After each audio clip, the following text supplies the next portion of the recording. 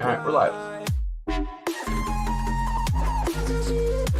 And hello, ladies and gentlemen. Welcome to the Esporting KC Org Gaming for Good charity live stream event here. I'm your host, JT. JT Displays here, guys. It is going to be a fantastic night. We've got FIFA kicking us off here tonight. FIFA 20 with Alexander and Juan Kuzane on the sticks there. Going to be playing us, having some great times with that. Hope you guys are enjoying things so far. Remember, there is a live auction as well. Don't forget to get in on that here. If you're wanting to get that here, there is a description, I believe, in the chat right now. And if not, you can check it out on the description of the channel below here. But we are waiting now for these guys to get into the game here. We're currently figuring out once we get that here, guys, we will have that match in its entirety. So do not worry, we're still waiting for them to get everything here. Hope you guys are enjoying this. Again, this is all for the COVID relief fund here, benefiting Kansas City here, the Kansas City Regional COVID-19 Response and Recovery Fund here, set up through a numerous posts there. We've got the Greater Kansas City Community Foundation, United Way, list of Greater Kansas City, and Mark Mid-American Regional Council. They are all chipping in to help support Kansas City in this important time here. And like I said, that auction there, really fantastic. Here, let me go ahead and drop that here in the chat if it hasn't yet already. And take a look at that auction because we have already got over $1,700 in that. Alrighty, Mike. Okay. Alrighty. So, once we get going in here. Messages. Oh my lordy. Okay. Hold on. Is that Are you guys tired of me Alexander yet? getting ready here? Chat? We've streamed what, like 4.5 hours earlier? Another 1 or 2, I think. 1. I'll make And then sure here that he is ready to go. In the AM. Okay, hold on though. Where's the cam? Where is my? Because once again, this is going to be a fantastic I'm hopping in charity the call. stream. We've got so many different things going on here with this. It's really so many different groups coming together for this live stream. Is something that I'm really proud to be a part of here. Hope you guys are enjoying it here. Again, this is all about keeping Kansas City safe, staying home here. We're gonna get through this together, Kansas City. We always have, and that's what we're doing here tonight. We'll take a look here. He's still getting warmed up here on the sticks, getting ready to choose up that team there. We'll figure it, and we will find out exactly where that is here.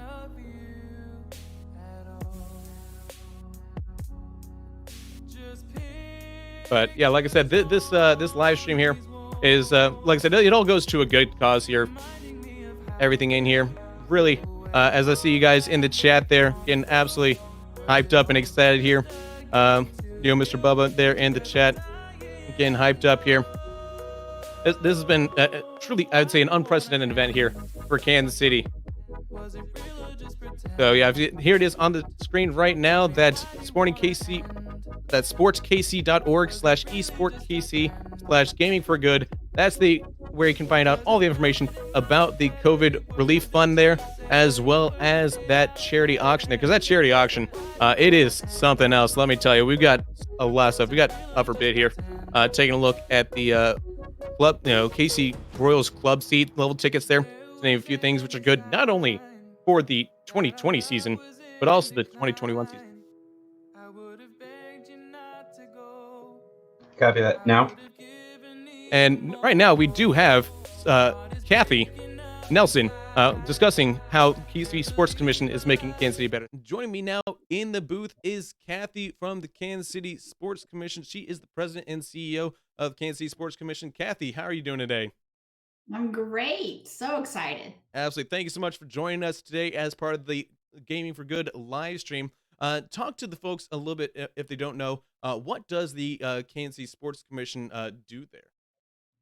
So we are a nonprofit. We work to attract events and host events in our city. Our vision is making Kansas City better through sports, but we own quite a few of our own events and then attract things like Big 12 basketball, NCAA events, the NFL draft coming up. Oh wow, yeah, the NFL draft. That is going to be a huge event there. Like I know that. How far out is that? If I might ask, do you guys have a timetable for that? We do. We've been awarded the NFL draft in 2023. And 2023. then, yeah, 23. So actually, that's kind of right around the corner. Mm-hmm. We had the pleasure of planning the Super Bowl parade this year, and then we planned the World Series parade back in 2015. So we're really obviously event focused through sports. And then on our radar is World Cup in 2026. Well, it's been so interesting. We started working as a staff a little over a year ago on what's our role in esports in our community and across the nation, actually, knowing that that's picking up so much speed and has been for years. But when we found out that esports will become part of the Olympics, it became much more evident that we really need to be helpful and play a role in what that looks like for Kansas City. So ended up crossing paths and meeting up with the right people that had already started down this path with the coalition in late 2019. And as we all continued to talk about it, it just made complete sense that it fell under our auspices here of the Sports Commission. What better way to help our community right now to give back and not give back to our sports commission, not give back to anything else that makes more sense than the COVID-19 emergency relief fund that stays right here in our community to help those impacted. All right. Well, Kathy, any final words before I let you go today? Well, I'm so grateful for everyone tuning in. The other part of our coalition is really to advocate for the power of esport and e-gaming. And I think that you watching tonight and donating and just being involved gets us a bigger and better platform to do great things in Kansas City through esports. So thank you.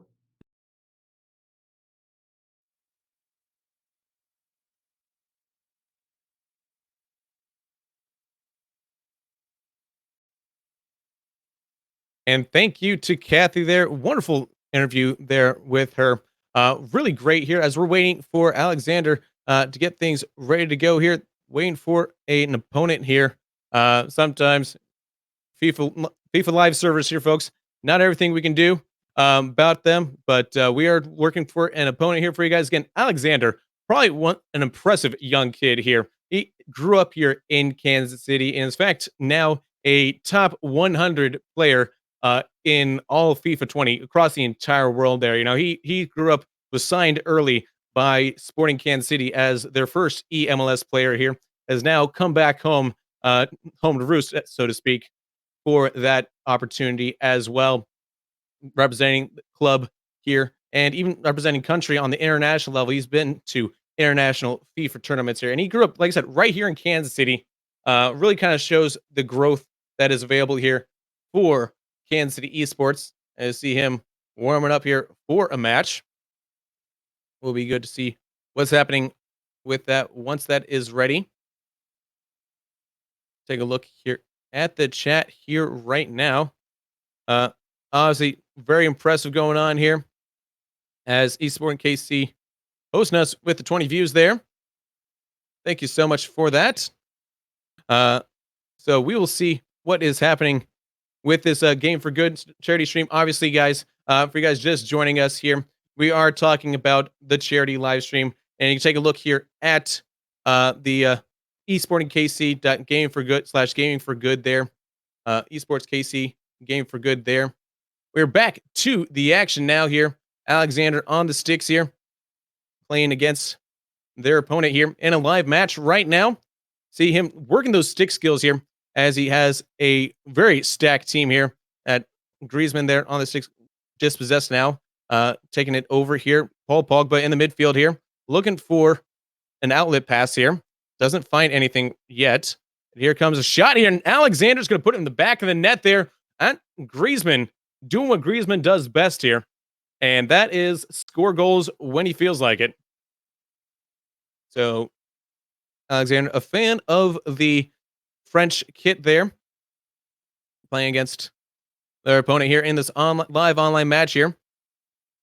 See, teasing in Twixie. Sorry, Flixie, excuse me. TZ on Flixie. As they're trying to create some possession here in the final attacking third here. Dispossessed, though. Mbappe there, a speedster on the wings. See, try to get something going here. Can't get around midfield, though, and it's back on their defensive footing here. Alexander, like I said, so incredibly talented here for FIFA. Really has been working their game here for several years. Has shown a lot of skill, a lot of promise here. One of the best Americans to play the game at this time. Let's see now. Griezmann now on the ball. Looking for a cross here inside. Passes over to Giroud, who's going to try to chip the keeper there. Can't get around it there. And we will see it go the other way now. Look for a counterattack opportunity here for their opponents. Can't get around Alexander, though.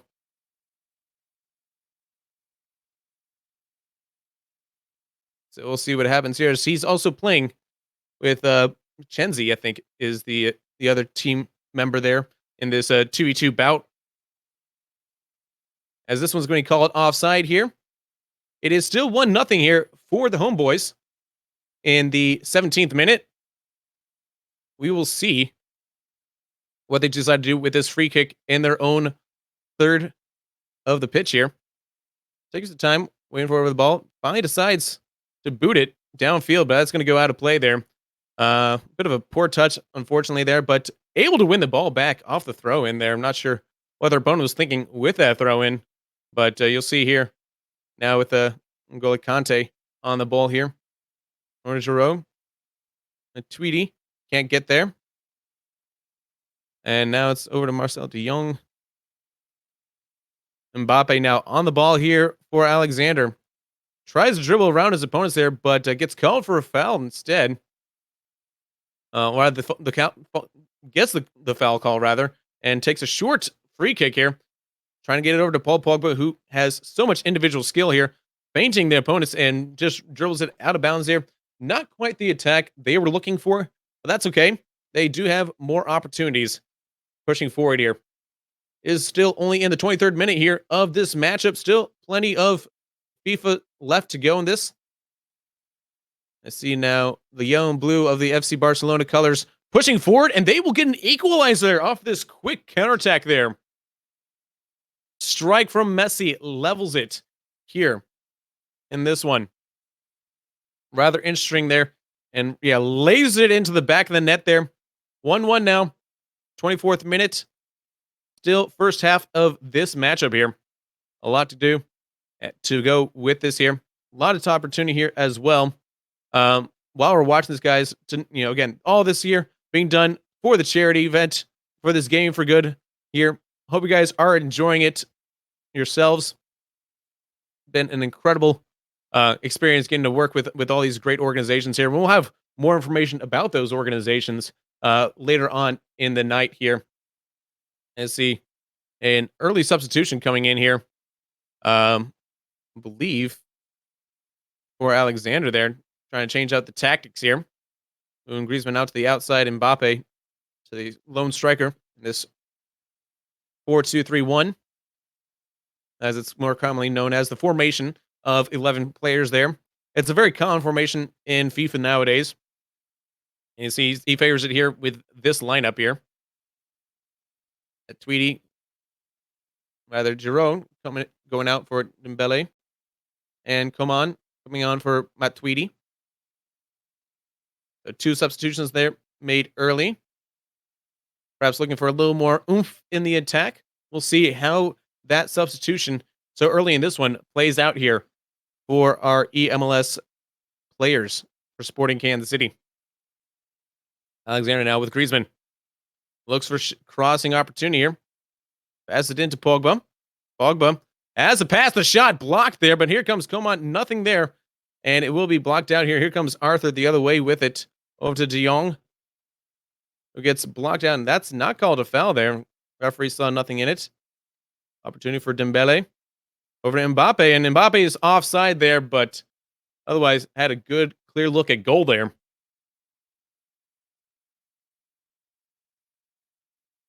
Now we'll see here. 35th minute. 10 minutes before halftime in this EMLS matchup. See him dispossessed here by Pacheesi. Mbappe now with it. See what happens here. As Mbappe is just dribbling around his opponents, ever finally gets dispossessed by Lentgut.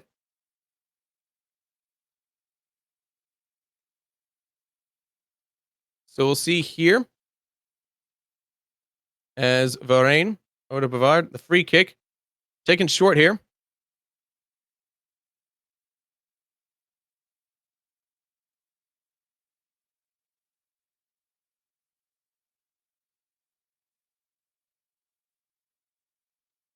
So we'll see now what's going on with it here.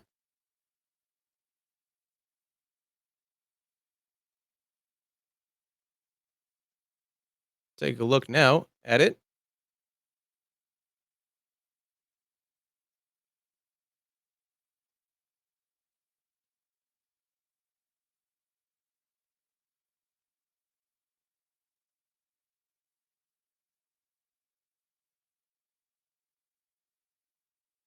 You're talking about the esport KC org stream? Esporting KC. Yeah, I'm looking at that stream right now. So that's what I've been casting from this entire time. Mm.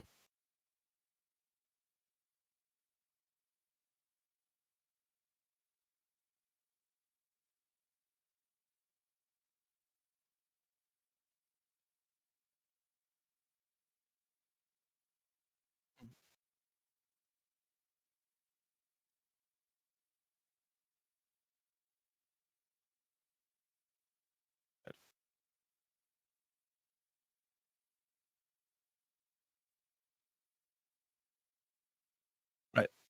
So so we're having a little bit of technical trying to sync everything up here for you guys. While we're waiting on that, Debbie Wilkerson is now going to go ahead and discuss how the Greater KC Community Foundation is one of the many organizations that are working together to provide COVID-19 relief here in Kansas City. And joining me now is Debbie Wilkerson. She is the president and CEO of the Greater Kansas City Community Foundation. Debbie, thank you so much and welcome to the stream here. Thanks for letting me join you. Absolutely. And this is really what it's all about, folks. This Gaming for Good charity event here, it really is about the charity part of it here. And Debbie knows all about it. Debbie, if you can, talk to me a little bit about this fund here and really what it's all about here. Well, I'd love to. This is the Kansas City Relief and Recovery KC COVID-19 Fund. We are so proud to be a part of this. It has been a phenomenal way that Kansas City has stepped up to support those most in need in our community. It's a four-way partnership. We're working hand in hand with the United Way and MARC, Mid-America Regional Council, as well as LISC here in our community. And four fantastic organizations that came together to help provide a relief fund. And that's a way for donors at every level to be able to give. I've got so many people that ask us, how do I help those on the front line? How do I help those most in need in our community? How do I get to them? And we know that you have organizations, people have organizations that they care about and are supporting anyway, but they want to know how to do more and how to get to those organizations that are doing that. And that's exactly what this is designed to do. Just for people who are wondering, what types of need we're seeing out there, what their proceeds will go towards. It's some very basic things that everybody in our community deserves. Lots of people worried about their housing. They're worried about whether they can pay rent or even their utilities. They're worried about food right now. And for people who are able to and can afford to stock up on toilet paper as it becomes available, not everybody has those sort of resources available. So we're just trying to get some basic necessities to the people most in need, trying to get them to the doctor if they need to. We're trying to help them get their child care if they need that as well. So lots of things that, if they're willing to participate, they're willing to give, or they're willing to do some of the cool auction items you just talked about, those dollars will go to good use. We want to make giving accessible for everybody in our city. Giving, there's a lot of psychological benefits to it, right? It actually makes those who give happier and healthier. There's actually science about that. And so we believe that there are benefits to everybody, both the giver and the receiver. And so making that available to everybody is important too.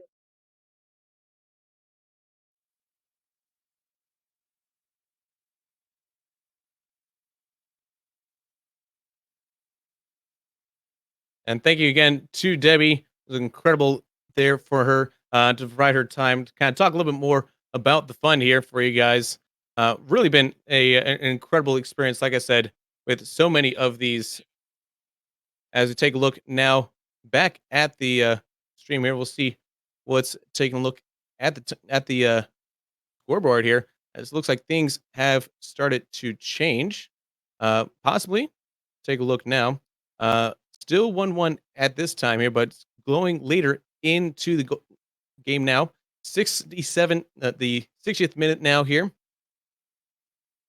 As we're starting to, we do have a few technical issues here that we're working through, guys. Do apologize for some of these starters that you might be experiencing here.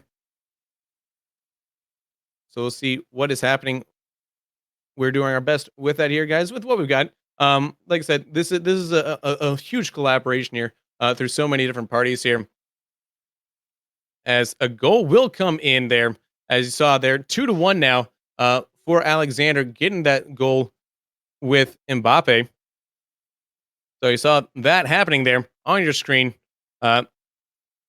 as the again the feed here from the eSporting KC players there. Know that don't forget Alexander and Juan Kuzain both are going to be competing on Sunday as well. They're going to be competing in the EMLS Cup there for City for Glory there. So make sure to tune into that if you are a fan of FIFA. It is going to be, I believe, on Fox Sports 1 if you have that listing available to you there. Definitely something that I'll be tuning in for that for sure, because these are definitely some of the top tier players that you're going to see in the country there, let alone MLS. I think that they will very easily have an opportunity to take home that. And now 60th, 70th minute there or so. See now if they can possibly add another goal here. Would be pretty spectacular here.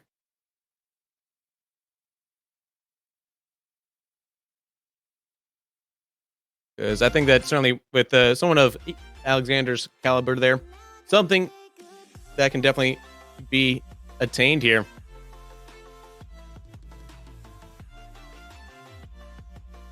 Alrighty.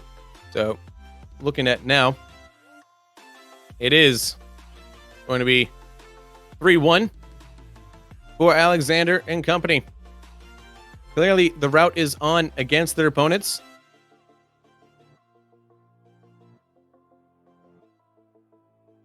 And really, like I said, doing everything they can to maintain possession here, because that possession is so critical to the way they attack here. A lot of attacking offensive plays here. Trying to get around the keeper there. Couldn't get around him at that point.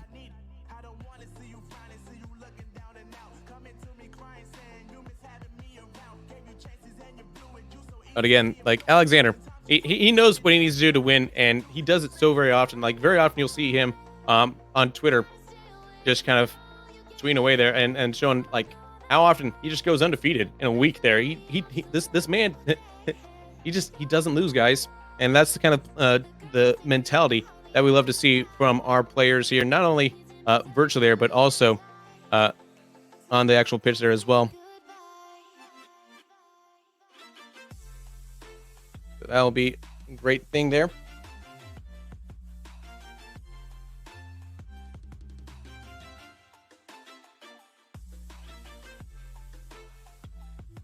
As it's still now waiting, see if their opponents can even put another one on frame there. It doesn't look like it here that they will have enough time to put anything else on there.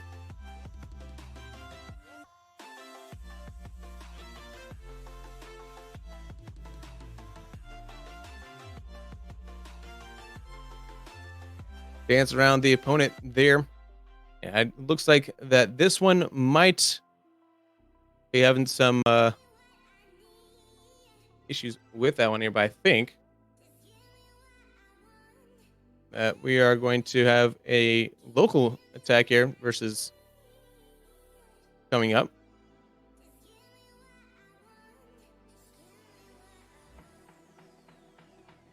And see now against, I think it's Pie Cheesy. Yeah, Pie Cheesy there is going to be Alexander's opponent here for this upcoming one.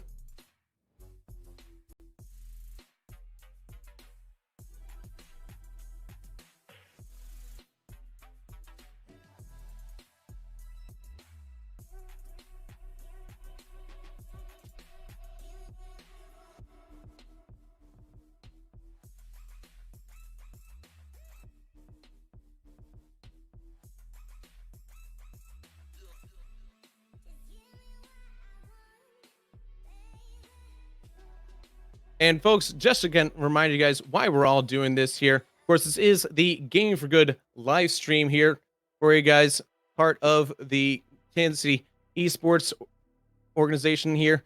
Brand new part of this here, KCEC Esports Coalition.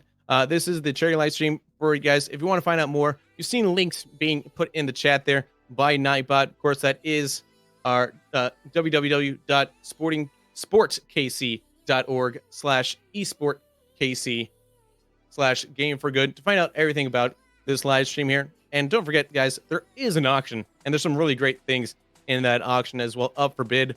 We've got a signed Patrick Mahomes jersey up for auction, guys. It's hand signed and framed, as well as a Sporting Kansas City autographed jersey as well. Chris Jones autographed jersey. A lot of autographed jerseys, obviously. A lot of these, of course, benefiting from that relationship with the Sports Council here, the Kansas City Sports Council. So we're really thankful that we had the opportunity to have these items up for bid for you guys to take home to benefit this live stream here.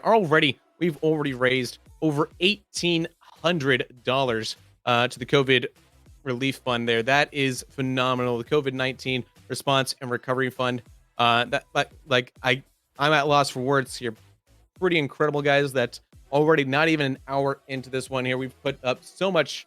There's so much giving going in Kansas City here, and that's something that I think has really been a great change of pace here. To see that, even though we may all be at home, there's still a lot of opportunities for us to kind of show that we still care about Kansas City, that as a community we can come together and put our heads together to really support each other, one another, because that's what it's all about. I feel like is part of the Kansas City spirit is like we know when we're in trouble here that we can come together here with this. And like I said, some of the other things as well that I think are really neat to find out about this charity auction here. Bo Jackson hand-side Nintendo Tecmo Bowl photograph there. So among other things, Carly Lloyd, Charles Martinet hand-side Mario Kart photograph there. Kobe Bryant Mamba Mentality tribute collage there. Even some Star Wars stuff here. Star Wars movie masterpiece collage. Lionel Messi and Cristiano Ronaldo autographs, masterpiece there. The picture between the two of them, like I said, there's some really incredible things. If you hadn't had a chance to take a look at this auction here, I strongly encourage you to do so, because you might find something that you really enjoys. And if you can't bid on anything, you can just donate to esportkc.org as well. That's the the main donation link there, guys. Of course, everything in the auction goes towards the fund as well, but even just $10, $5, or every little bit makes an impact on the community around you, and that's what we're really all here about. What we're really excited about is just helping our community here. But with that being said, guys, I think it's been a great time here, guys, so far. I know you guys have been really excited in the chat here. We got a lot of people in here already. Repping Kansas City there, Fox and Sox there. Excited in the chat. But yeah, if we can just keep on every few donations, guys, gets us a little bit closer to helping more and more people there. And that's what I think is like the best part here, because like I said, already 1,800 over that so far tonight has been incredible. And if you do have a chance to get to that auction there, it does end at 11 p.m. Central Time. So getting those bids before the end of the stream for sure. Because the donation here is really what we're all about here, guys. I know that not everybody has had an easy time here in Kansas City with the coronavirus and the COVID-19 situation here, the pandemic. Not all of us have had the opportunity. There are folks that have lost income there that, have certainly gotten sick as well. And that's why we want to make sure that we're doing everything we can to help those people in need. But I know that everyone in the chat here very excited for this certainly frontier of live streams here in Kansas City, and I think that you guys have been stupendous here, giving all the support that you can here. Like I said, it doesn't have to be a large donation here. Just $5, like I said, makes a huge impact there.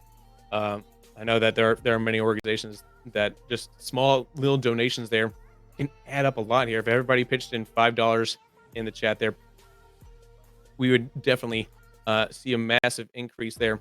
It's certainly something that, again, that's why we're doing it here. That's why I'm out here trying to give you guys some great content here while we're looking at the live stream here of the FIFA 20 match here between Alexander and their opponent here. And it's really kind of been a fun night so far, and it's just getting started.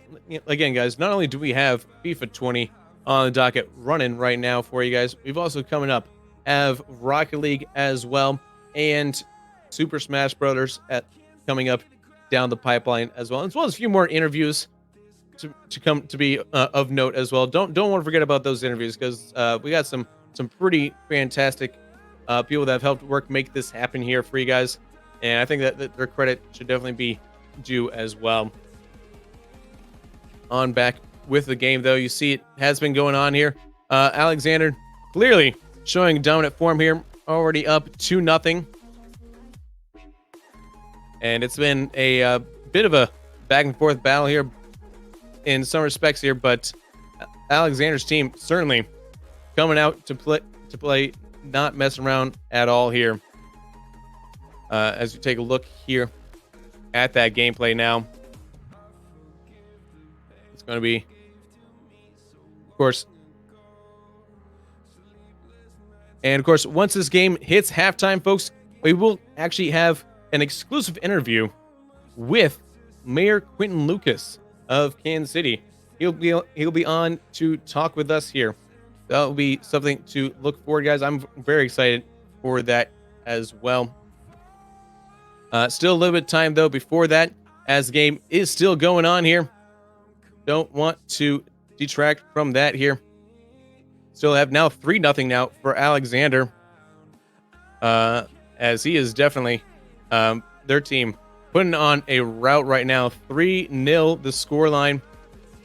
Still plenty of time here to see if they can add to their goal scoring chances, as they are currently pressing that attack now and looking for more opportunities here to try to add to that scoreline. Looking for the shot. Nothing there at this point. But again, the match still young. Still plenty of time to see what happens with that.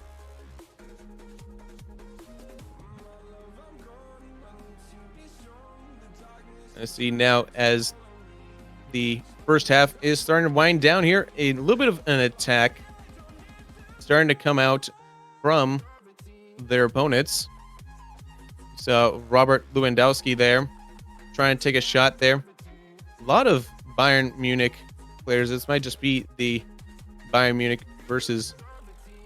Yeah, it is the Bayern Munich versus Paris Saint-Germain. Though skill isn't, the talent on your roster isn't everything in FIFA. I know I'm a bit of a fan of Bayern Munich. However, Paris Saint-Germain does have some players on them, as are clearly shown with Alexander, and it's really the skill there that can help decide a game here. As see now, people making predictions on the in the chat who's going to be how that scoreline is going to end. We got an 8-0, a 5-0. Well,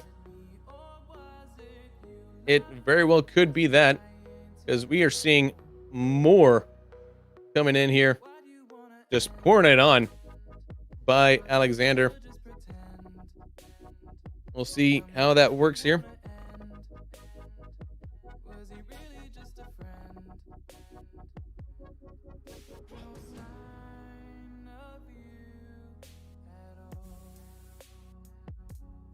So taking a look now back at that action again, guys. This is, of course, all for charity now. We're doing everything here we can try to raise awareness for the COVID-19 Relief and Recovery Fund. If you have an opportunity to donate to that, we encourage you to do so at the links provided in the chat there. Currently sitting again. Sitting pretty right now, but everything we can do to help, please donate. That's the best thing we can. That's the most I can, like I said, it's all for charity, guys. As certainly there is no charity in Alexander's game. He has been savagely obliterating his opponents here, with now 5 goals here. Absolutely insane as we're approaching halftime, slowly but surely. You know, we say we're approaching halftime, but he could very well easily score another 20 goals, it seems like, on their opponents. And we could be sitting a while here before we get to halftime proper.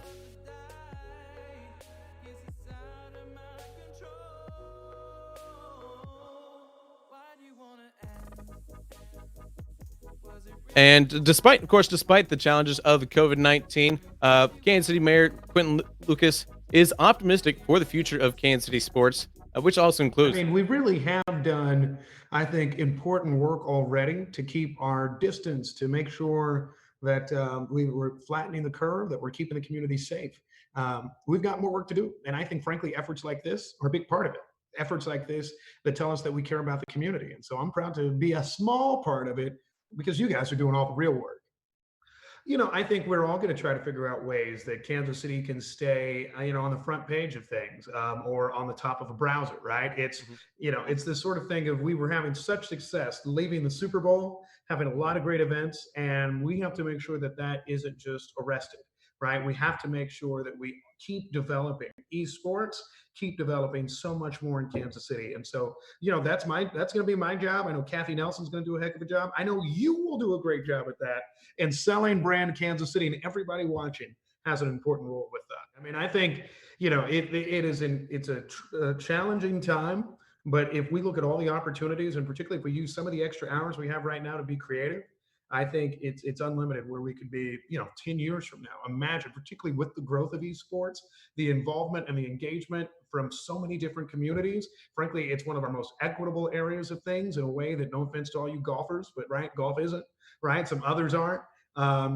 Everybody, right? Everybody plays. Everybody can play. Mm-hmm. And that's why I'm happy to have been a little part of it. But hey, I want to wish you well on the fundraiser. Mm-hmm. And, I'll look through those auction items to make sure I can be in support.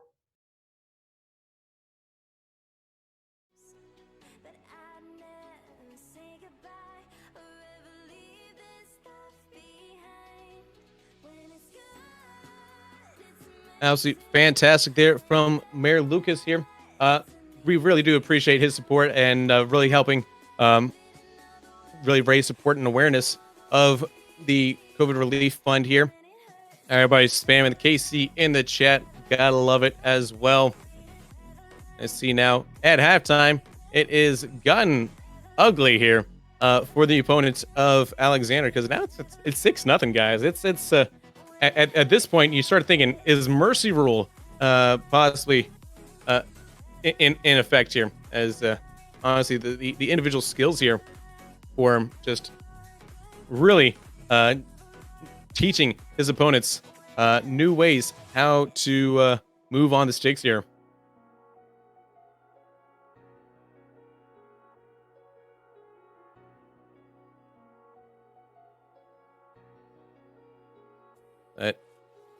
Again, here, like, and that's the one thing I want to say about FIFA 20 as well, is just like many esports here, it is kind of one of those games where anybody can pick it up. It doesn't matter, you know, what your physical, like whether you have like good hand-eye coordination there, if you happen to be a good runner, really good with Excel spreadsheets there. Like I said, it's a fun game, and that's what gaming really kind of, I think, amplifies, really, is just how equitable it can be here. Since, like I said, it doesn't matter whether you be 8 years old, or at my ripe old age of 28, 29, 28, and forgetting how old you are, like anybody. I know if I have friends that are more advanced in their age progressions than I am, and that still game on a regular basis, possibly some of them every day as well. And it's just, it doesn't matter. Gaming is, I would say, it doesn't matter who you are. If you want to get interested in gaming there, it is absolutely something that's available to everybody to do. And that's why we think it's such a great vehicle for this donation here, as obviously Alexander's opponent's goalkeeper is just donating goals into the back of their own net here quite often here, as it's now 7-0. Incredible, just incredible there. But certainly something to kind of think about here, guys, is, again, if you have an opportunity to take a look at the donation link there, you see it in the chat there, please do so, because the more you can learn yourself, get educated, obviously the better you can understand just how important this is here for the folks that are involved and that will be affected and benefit from this here. Those that are maybe not as fortunate here, that maybe not necessarily in the best situations here, but certainly could use a hand up from their fellow community members there. As we have emote only chat now there, guys, make sure to spam those emotes here to show your hype.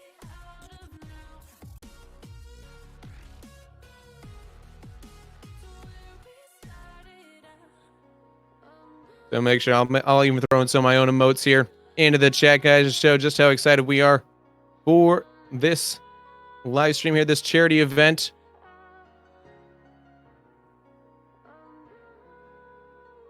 So certainly get hyped out there, guys. It's going to be a great night. We still got Rocket League coming up here, along with Smash Brothers Ultimate. That will be coming up in the next couple hours here, as well as we still have FIFA going on here. 8-0, just insanity. Oh, wow. And I think that might be it here. Yeah, their opponent has forfeited the match here. So Alexander certainly doing everything they can to tell their opponents what's what.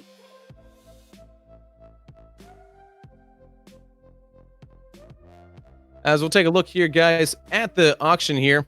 A few more of those items up for bid. Wanted to remind you guys again about this auction here. Pretty incredible, the stuff that we have available for you guys here. Some of the other things that have kind of caught my eye here. The Jorge Soler autographed bat there. Hunter Dozier, autographed Nike jersey there. Like I said, Mike Sweeney, autographed baseball there. So I'm a big fan of Royals. There is plenty of Royals stuff available up for auction now. Along with that here, of course, like I said, Sporting Kansas City autographed soccer ball. And 4 Sporting Kansas City tickets for the season as well.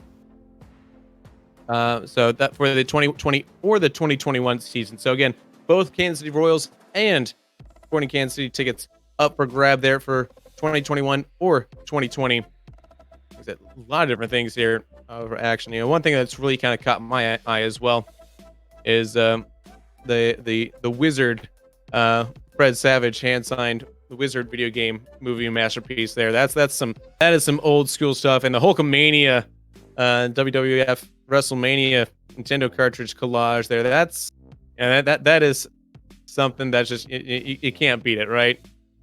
And in fact, well, like one of the rather unique ones here as well is going to be the virtual cooking lesson with the celebrity chef David Burke. So if that's something that might pique your interest there, it is available for the auction as well, guys. Again, we are rolling through the first hour of this charity live stream. Take a quick drink of water here.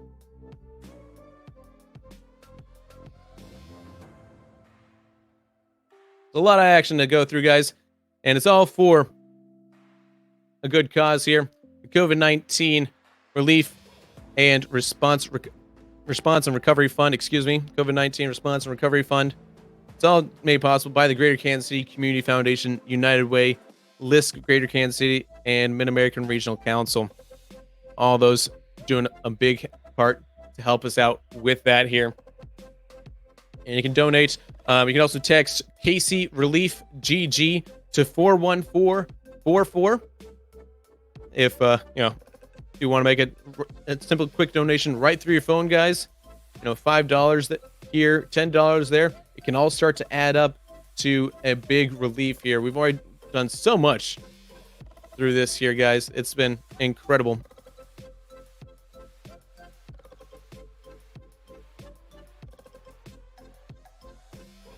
And we're going to take a quick break, guys. When we come back, we will have more Rocket League action and Smash Brothers action for you guys coming up.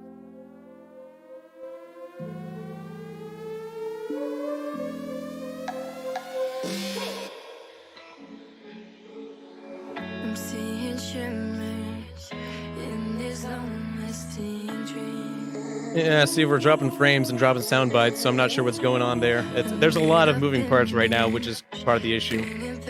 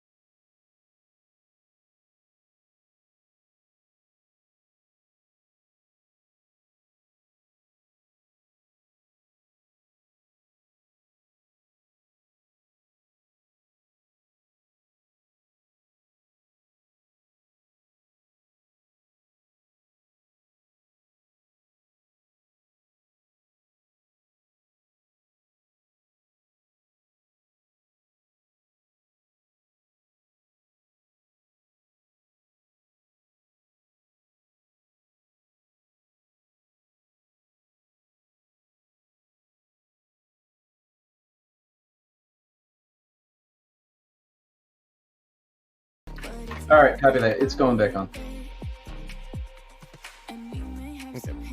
Yeah, just like once I go live here, I'm gonna have to like pretty much kill my desktop audio if you guys are talking. Okay. I'll go live then.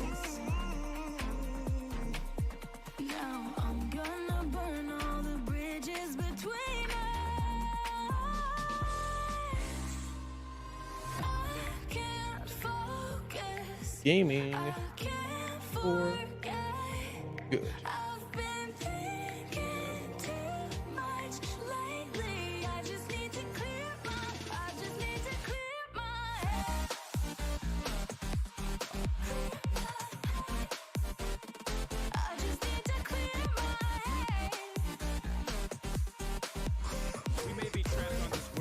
Oh God. Oh, God.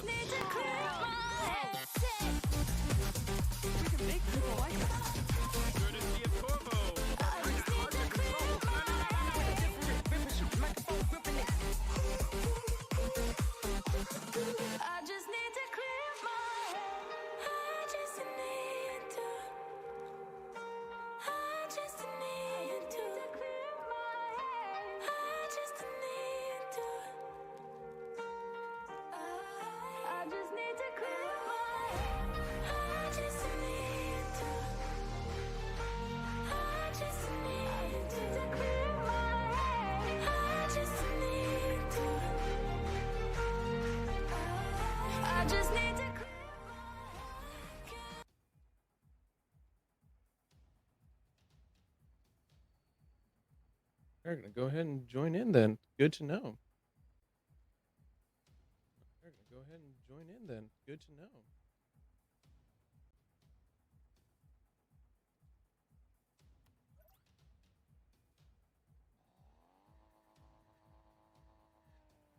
Okay. All right, we got people again. All right, And we are ready to go, guys, with some Rock League action here. As you see, kickoff between Park Canary and Park Wine here. See that looks like a false start here. That does happen from time to time, though. But no worries. We will get this figured out here for a second. Once we get this figured out, guys, we will get this figured out here for a second. Once we get this figured out, guys, we'll have Park Canary versus Park Wine. Technical difficulties. They happen here in Rock League, but that's okay. Because both teams will get this figured out here. Of course, with this as well, this second hour here, Rock League, that's kind of something that I am a little more familiar with my repertoire as well. Kind of comes from mostly Rock League as well, but I do have some experience, as you see, with FIFA and with Smash Brothers as well. And one thing that while we wait for these players to join in here, guys, I think is a great opportunity once again to kind of talk about our charity live stream auction, guys. It's been a pretty incredible matchup for that here.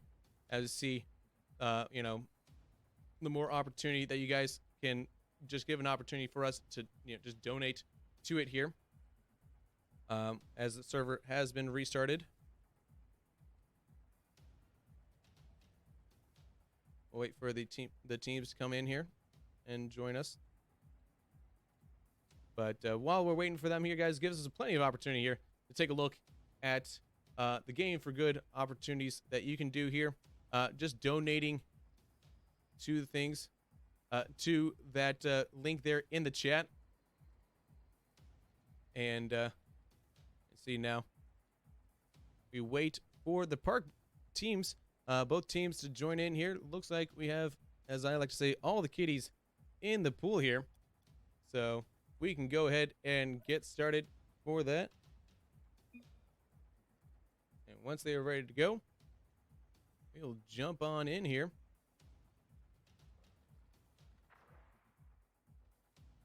They're trying to decide which one we have. We got Blood Bud, Tuna Fish Chris, Watermelon, Floofy, Soaped Bar, and Hoya.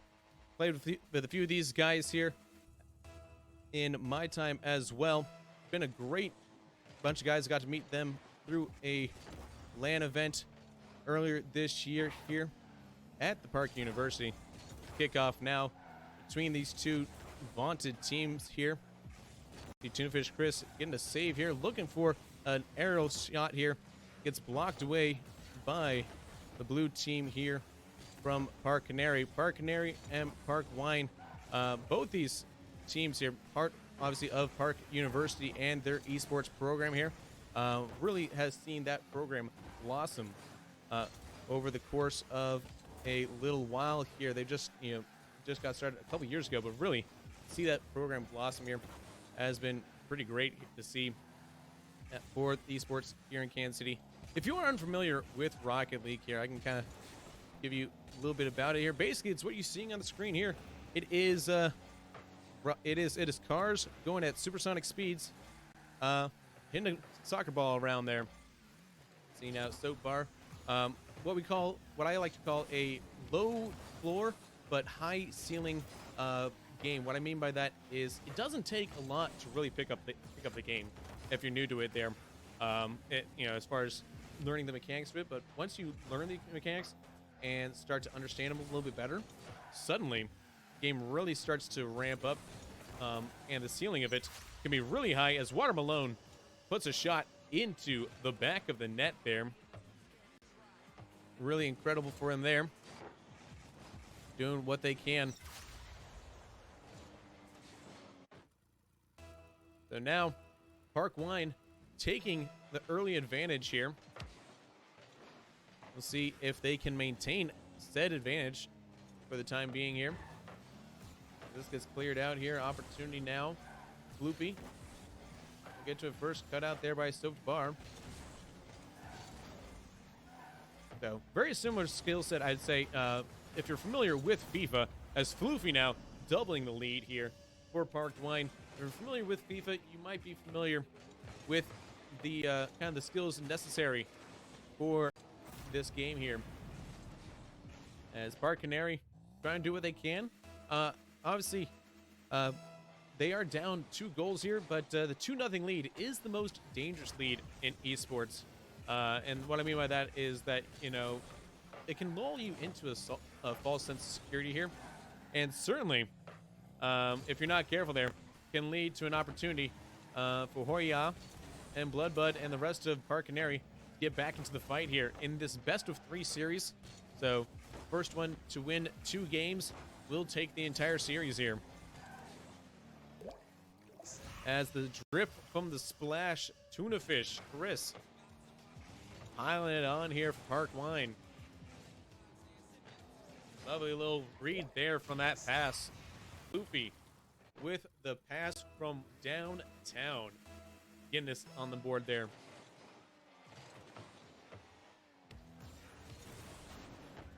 Back to the action now. Water Malone can't get around Hoya. Soaked Bar again. Looking for opportunity now.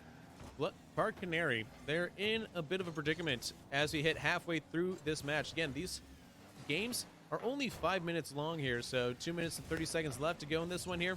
We're already halfway through, and off the post and out. A little misplay there by Water Malone. They will want that shot back, no doubt. See what happens here. So Bar is trying to clear their lines from the back. There's a shot up here, blooping pass. Hoya can't get on the end of it, though. And here comes an opportunity for Floopy. He's going to put it off the backboard. No. Cleared away by Bloodbud. We'll see what happens now. Water Malone's shot also off the post there. Errant. Bloodbud trying to get around midfield here. Looked for the demo there, but Floopy was having none of it there. Dodging the demo, and now going on attack for Park Wine. Minute and 35 seconds left to go here in this game number 1. Can Park Canary find a way into this matchup? Let's find out. Studefish Chris sends it off the backboard here. Can't be read by Bloodbud. That should be dropped down, and in it does. Water Malone makes it 4-0. Water Malone, of course, a brace now, sitting on 2 goals. One more gets them a hat trick. We'll see if they can do that in regulation in game number 1. Minute and 19 seconds left to go in this one.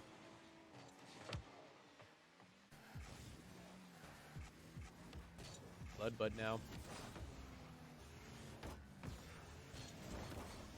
Bar has had a bit of a quiet game so far. Hasn't quite found their footing here in game number 1. We might see something more from them as they get demoed by Floofy. Final minute now. Park Wine at a monstrous, mountainous advantage. It's a good pass from Bloodbud, but nobody there for it. It's like one of the worst Halloweens. You knock on the door and nobody home. That's kind of what that pass was like there. See here as Spobes gets it dropped down, and a misplay there from Tunafish Chris leads to the first goal for Park Wine. And he knows it. He knows it. As soon as it drops down, I was like, that was me.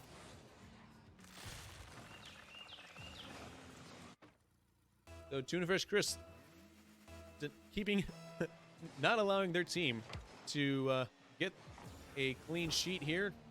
They do get a goal scored against them in this charity event here for the COVID-19 Response Recovery Fund. Links in the chat or want to donate. Of course, all of it goes to a great cause here and helps out people in need. As Park Canary will need game number 2 to figure out if they can get a game in here, because game number 1 is going to go to Park Wine.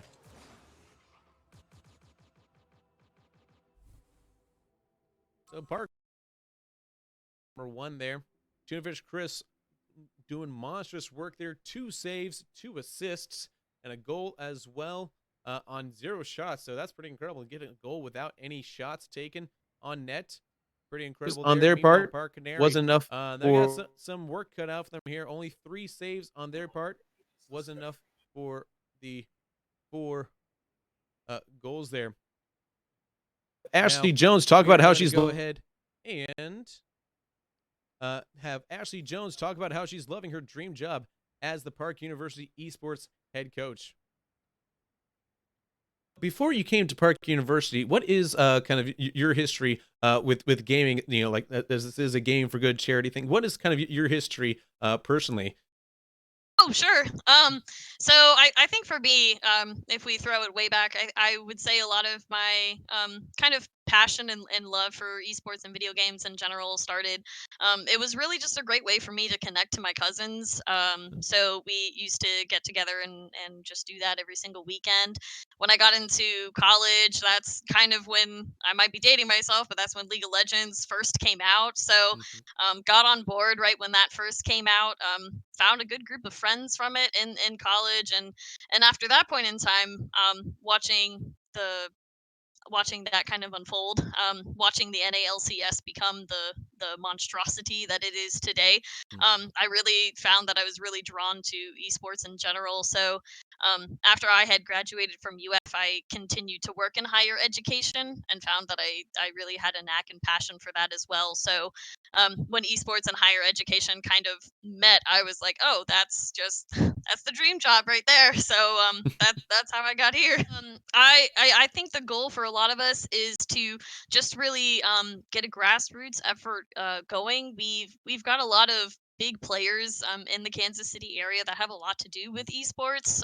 There's a lot of home bases here for a lot of big groups and big companies, and I think just with those people and having them around, just being able to form this coalition and get this streaming event available and pushed out there, I think it's going to be huge. I do see esports in Kansas City. I do see us I would love for us to become the kind of the Midwest hub for all of this esports activity. AJ, anything else you want to add at all? I think the last thing that I may want to say is, we're super excited to be a part of this. It gives my players the ability to, our spring semester has ended, and kind of gives them the ability to still get together, showcase their skills, and just do something together as a team, which is huge for us, and to be able to support something that is so great to, just within our backyard alone. We're really excited to be here. Rule of Rocket League. If you break Rule 1, it's generally considered bad luck for your team, as Bloodbud will get the scoring started, and they can finally break it there. see how that happened here from their perspective. Getting a good read off the wall there. So a 3v3 got turned into a 2v2 there. And Park Canary are the benefactors, getting the first goal of game number 2. This best of 3 series here. In it goes for Bloodbud. They are popping off. Or as some would say in the community, they are absolutely cracked right now, scoring when they want.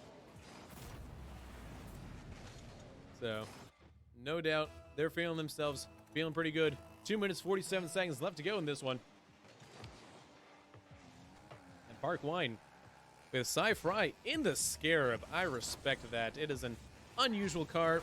Very few people like it or choose to drive in it, but there's so many cars in Rocket League now. Most people will choose to go with the Dominus or the Octane, or you see that kind of hatchback looking car. That is the Fennec. Those are the 3 most popular cars in Rocket League right now. But that doesn't mean that you have to choose those cars there. There's no, they do have, each car class kind of has a separate pit box, and sometimes that can affect where you, how you hit the ball there, but it doesn't necessarily. But there are multiple cars with the same hitbox there, so there's typically about 3 or 4 different hitboxes in the game that all the cars kind of adhere to there. 4 or 5 hitboxes that the cars adhere to. So there's no reason why you can't play a Scarab like Sci-Fry is doing right now, but people will certainly give you some funny looks in ranked when you do it. I do it a lot. I play a lot of weird cars out there. Waterman Alone back in the action now, taking a shot, and ooh, a good pass up to Sci-Fry.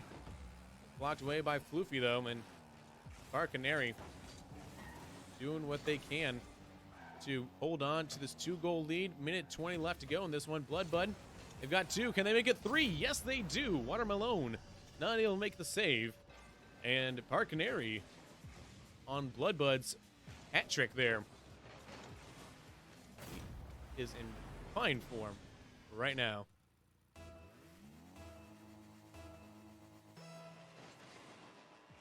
I myself have had the opportunity to play against Bloodbud, and he can, he can score when he wants to, when he's warmed up and feeling good about himself. Blocked away now by Floofy. Good shot from Sci-Fry. Park Wine, well, a minute left to go. Do they have an opportunity to score 3 goals? It's not impossible, but it is a bit of a mountain to climb. I will say that for certain. It is a bit of a hill there, to put it mildly. Goofy now soaring through the air here. This aerial shots, and Bloodbud gets 4. Absolutely monster of a game here for Bloodbud. One of the Park Rocket League members there. Yeah, this is very high-level play as well. I'm considered about middle of the pack as far as skill level. These guys are what we call Grand Champ or Champ 3, Champ 2-ish level, so very, very high-level skill level, those that are unfamiliar with the game. As this counterattack here so far makes it 5, so somebody else other than Bloodbud able to score, although, Vinos, he did get an assist there, so still 100% goal percentage there.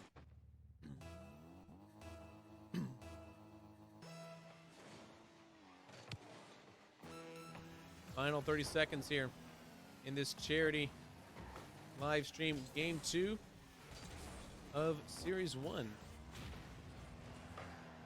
Blocked away so far, trying to make sure they have a clean sheet going into game 3 there. They wanted a 3-game series, and we might just get all 3 games of this series here.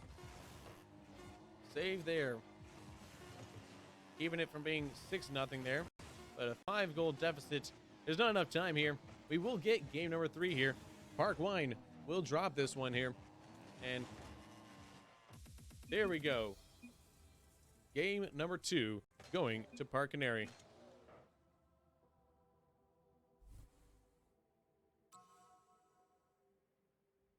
So what a play there. Incredible stuff from both teams out of the first 2 games. Really going to give us a nice opportunity here to see what will happen in this one. As Hessian Gaming trying to get some food through the chat. That's not how it works. But what you can do through the chat there is find out how to donate to this charity live stream, Hessian Gaming. There's also a text number 414 or 41444. And you can see that information on the screen here. Just go to the website as well. It's in the description. It's in the chat there as well. We are ready to go though. Game number 3. Match point for both squads here. Who will come away king of the hill? See a Sci-Fi now on a more traditional Octane there. So that's the Octane car that you see there. Floofy was in the Fennec. I'll try to show it when it's on screen here. Nobody in the Dominus, but Tunafish in the Fennec. Getting the scoring off here for Park Wine. Back to game number 1 feelings there. They get an early goal 15 seconds in to game number 3.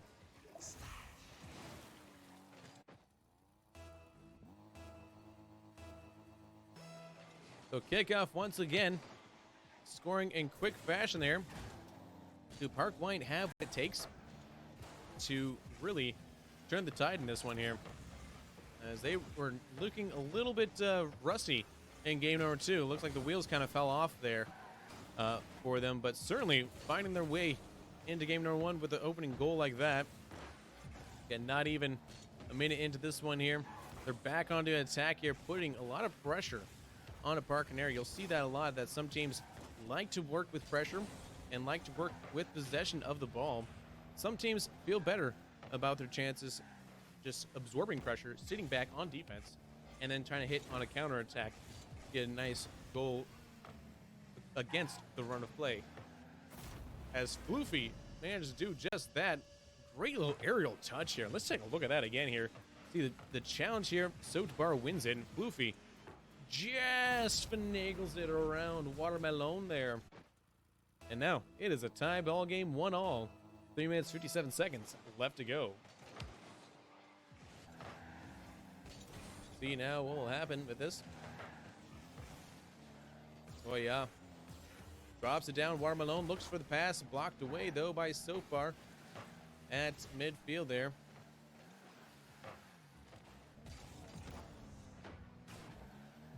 Look here. As see Park Wine trying to get a little more opportunity here. If you're curious about the team names there, that is the primary park colors, wine and canary yellow. One of them had to be the blue team though, and Tunafish Chris though gets the lead for Park Wine.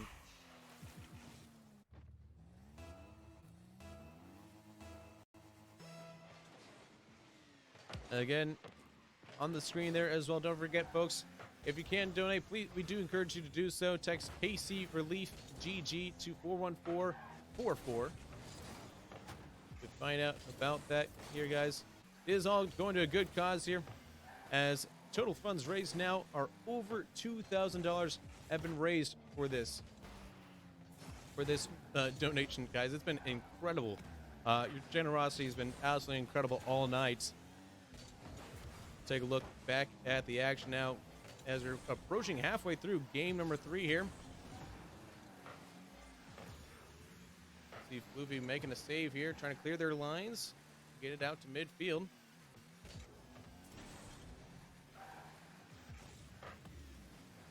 See what happens here is a demo now onto Sci-Fi. Hoya wasting no chances with that potentially danger lurking there. Sci-Fi will put a shot towards the net there. Cross comes in, but nothing doing as Floofy keeps it in play. You know, you start wondering about the boost management as well. That's something that high-level Rocket League is really all about. Those little yellow pads you see on the field there, that's what we call boost pads. In the corner and at midfield there are 100% boost pads. And you can see the boost meter off to the bottom right-hand corner there. Shall come in off the post and out. Oh yeah, gotta be kicking themselves for that, as this one's just going to drop all the way back into their own net. Sci-Fry doing what Sci-Fry does. That is tie up the game.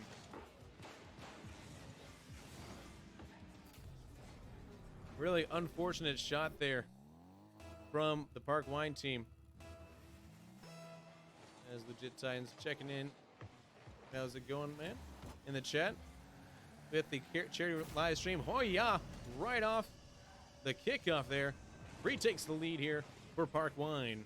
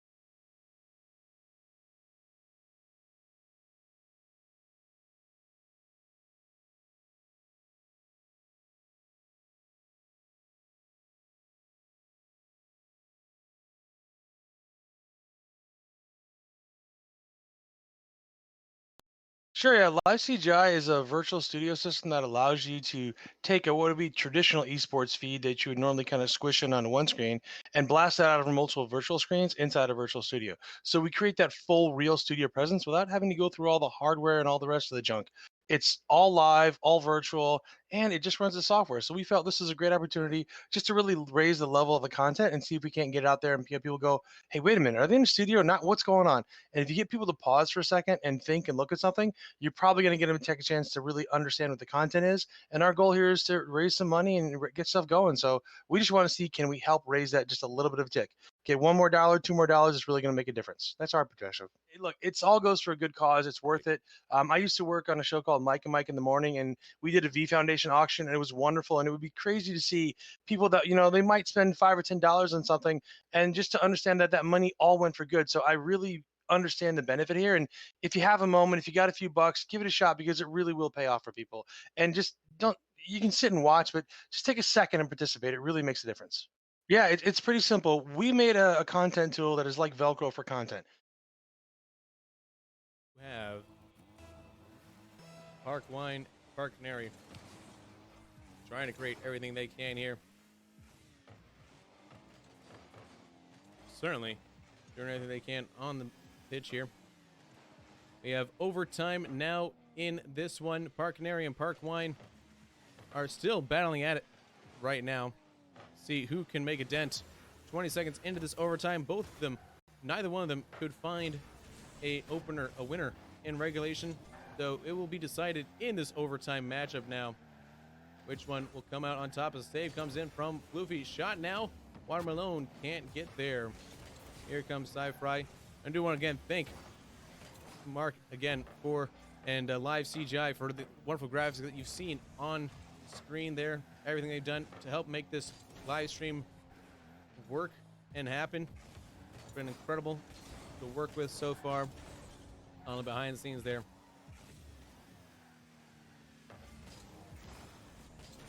See now boomed all the way down here. An opportunity. Minute into this overtime, still a lot of time here. Technically overtime going definitely, but a shot saved away there. Denies by the keeper. Tunafish Chris keeps it alive here for this decider. What will happen? Oh yeah, keeps it alive so far. Tries to gain possession at midfield. Pinched away by Tunafish Chris off the wall here. Gonna follow that up off the wall, drop down, and that's gonna be an own goal overtime winner. Look at what happened here. Tunafish Chris drops down off the goal, and Floofy can't get the block. And that is an overtime own goal winner. Game, set, match. Your winners are Park Wine. Rip to Floofy there. Had such a great game there. 2 saves, could not get save number 3 to get the win there. at Park Wine. Well, if I had a hat, my hat would be tipped off to you guys. But what I can say is I would also tip my hat or thereabouts to everyone that has donated to the charity live stream so far. It has been incredible to see that. The donations rolling in here with that, of course.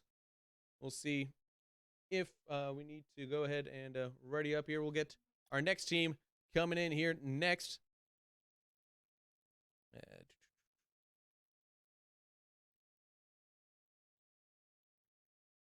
As once again, guys, this is all for the live stream here.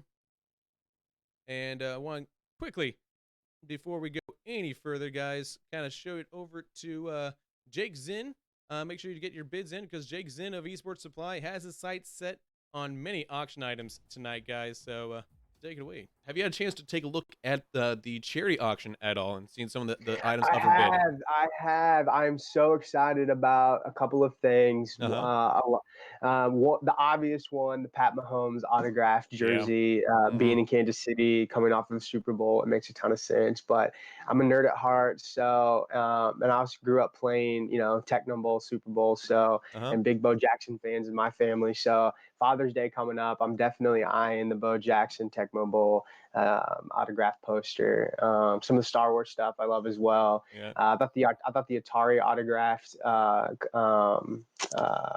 the console game was really, really cool. I don't know where we got all of that stuff, but man, I'm so excited. And, looking and evaluating other charity streams, it's definitely something that has set us apart to be able to pull in these really cool auction items. And I hope that, the end result is, one, somebody gets to enjoy all the really cool stuff, but two, it really makes a huge impact in terms of the dollars that we've been able to raise to help get Kansas City put back together again, post-COVID.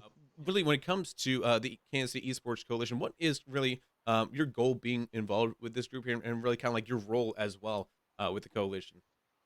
Yeah, no, I think the thing that I can really bring to the table, being, fresh perspective and then also, coming with some investment, right? So I mentioned Michael Brooks and the National Association of Collegiate Esports. We became the official technology partner where we've really been helping a lot of his schools understand from a programmatic standpoint. Park University is featured here tonight. I hired one of their student, one of their first esports student athletes to go through that program, and Cesar Duran, and he's been an absolute pleasure to work with, and he's been killing it for us. And so, for me, I want to take as much of the ecosystem as possible and continue to organize it and really build upon what we've built here. I think the goal for me and the vision for me personally would just be to take this group and continue to lead what a grassroots esport organization should look like. I think a lot of the other cities' approaches have been, top down, people with a lot of money come in to kind of buy up the space and just really self-serving in a lot of ways. And I just really want to keep the organic and the grassroots feeling that we have here. And I hope that my business can help as many of the coalition members as possible. I want to partner with as many of them as possible. I want to bring and spread as much economic growth as I can. And I just ask that everybody else involved in the group can great that we have here, interview there from Jake. Really cool there to see what his organization can do. But we are ready to go here. We got KU's esports Rocket League team ready to go here. Everybody else involved in the group can Once you see them going in here, Jake, really cool there. Make sure that they are good to go here. But we are ready to go here. We got KU's esports Rocket League team ready to go here. Double check. See them going in here. Make sure that they are good to go here. Yeah, we had a little bit of issue with sometimes the servers. Are good to go though. So we have some issues with sometimes the servers take a little bit of time to settle down in Rocket League here. But we got everybody in here. KU and Esports Supply, they are ready and raring. So we'll get that sent right on in, guys. Kickoff between KU and Esports Supply here. We've got Snaps, EMC, and Silk versus Quasi, Mankiller, and Sprays. The KU team there was also featured in the CRL, Collegiate Rocket League here. I do see a little bit of latency variation there, but we keep going as we keep going. As I always say, Rocket League never slows down. It is a high-paced, high-octane game, so to speak there. Got a high oxygen content to the gasoline that's pouring out of that boost. And it's also got a lot of people playing the Octane, as you see that car right there. Now, man, killer for Esports Supply. Should be an interesting match between these two. I have not had the pleasure to see either of them in action just yet. Sprays in the TSM Octane there. But yeah, College Rocket League is certainly an interesting thing as well. We see quite a few college teams coming up on the up and ups here. It's been going on, it's officially sanctioned by the game here for a little bit of time. It has, we have, of course, KU has their own team, Park University, Mizzou as well. In fact, I was seeing KU take on one of perhaps the most infamous college Rocket League team just the other day, I think last week or so, which was Arizona. Arizona has a very vaunted team there, depending on how you view it, because they certainly talk a lot of trash talk, so to speak, but they can back it up. So seeing them kind of being represented at that national level there was something that was pretty incredible to watch as a drop comes in here from EMC. Goal number 1 going to KU. So KU, again, this is, from what I understand, a club organization here coming out of Lawrence there. So you'll see here.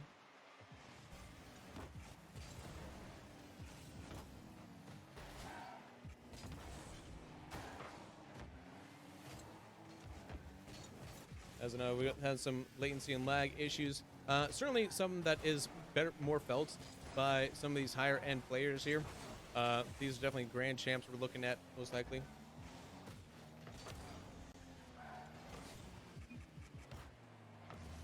See what happens here.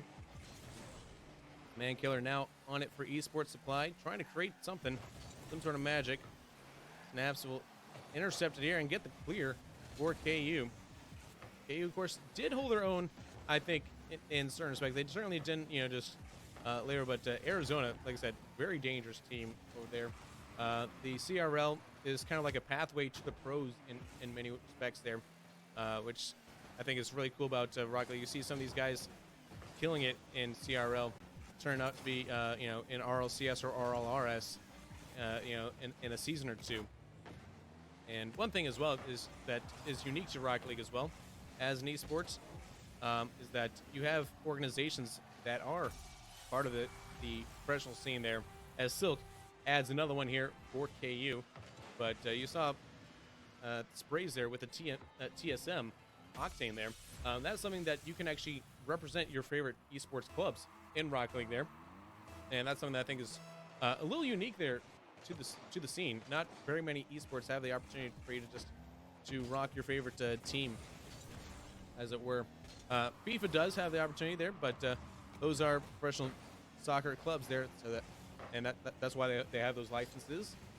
But when it comes to esports organizations, Rocket League is one of the few that actually allow the clubs for you to kind of wear your favorite team in game without the need for them to be like world champions. Back to the match though, game number 1. 2-0 here. Ooh, what a shot from Claus. He just got off the post. Unfortunately, there's a great little flick there. But there is quite a lot of opportunity for teams here in the Kansas City region there to really excel. I think that we have a pretty robust Rocket League community here from the time that I've spent casting it here, as well as throughout the Midwest. As a shot come in there, saved away by Sprays, denying him. There's still that 2-0 though. Esports Supply need to find a goal here, and quickly. They got 44 seconds of regulation to do it. So quick math as we hit 30 seconds to go. About 15 seconds per goal to try to get on level footing there. Snaps here. Can't do it here. See what happens. As EMC trying to make like run DMZ and split their opponents there, but nothing doing. And then the final 10 seconds here. Esports Supply won't have enough time. KU will take game number 1. They clear it downfield here one final time. Keeping alive on Mankiller, but there it is. KU take game 1.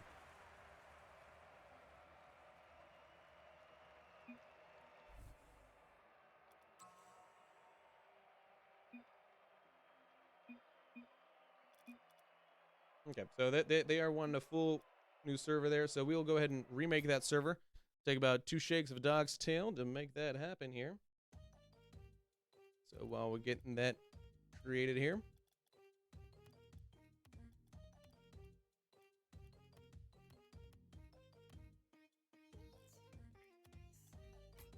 We'll get that server back up and ready to go.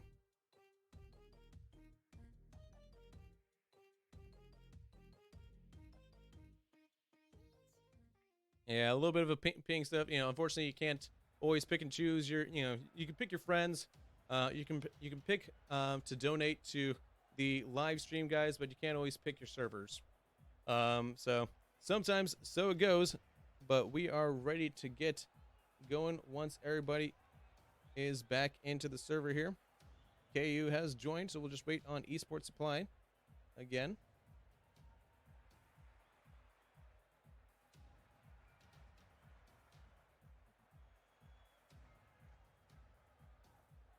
As we quickly take a quick look at the donations that have come in so far tonight, ladies and gentlemen, for that the not only the donations as well as the auction that have raised, we've raised over $2,000 in donations tonight alone. It's been incredible in the short time that we've been doing this live stream, guys. 2 hours, in fact, over $2,200 here as we wait again for Esports Supply. Once they get in here, we'll get this one kicked off here.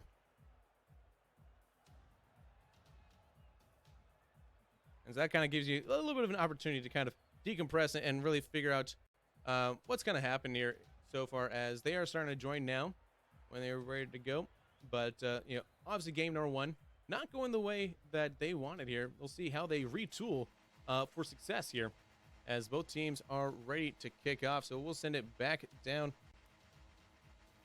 to the field here and get it going. Kickoff for game number 2 between Esports Supply and KU starting now. We will see how they shake out.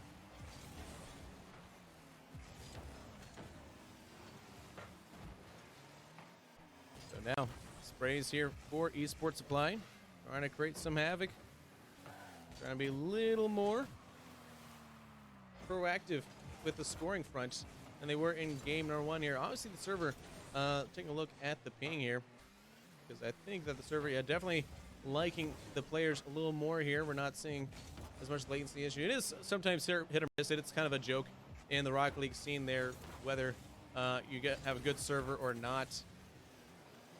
But they're doing what they can. There's a shot saved away here by Snaps. Shot goes errant. Here comes Mankiller. Looking for sprays. It drops down the pass. Passes to himself here. Get the demo. Didn't quite get the ball. Snaps will be able to clear it to the orange half of the field here. Sprays here. Over to, shot by EMC. Saved by Sprays. But again, the pressure from KU starting to come out now as they're looking for the ceiling shot here. A little Philip reset, as we call it. You know, Sir Philip, the Knight of Resets. Also known as a flip reset. And they just, because when you get on the ceiling there, you can actually delay your second jump, and it gives you an opportunity to get underneath the ball there and really change the trajectory of the ball there. So some high-level trigonometry actually goes on in this, and people sometimes don't necessarily realize it. But you know, certainly when you have to telemetrate the angle of attack for your car, as well as the velocity of the ball there, and you know, there's a lot of quick math that have to go inside your head there that people don't necessarily realize are going on in this one here. And that's why I really love, because I've always been a fan of trigonometry, and I like to liken how much trigonometry is in Rocket League here. As you see now, still scoreless as we approach halfway through. As soon as I say it, it's the caster curse snaps us back to reality. Oh, there goes the 0-0 scoreline. Snaps, of course, a member of the University of Kansas. Players from the blue side there, all from KU University there. Competed nationally here in CRL, as Snaps will add it. That is going to be 2 for him in game number 2. And now KU out to a comfortable lead in a few short seconds.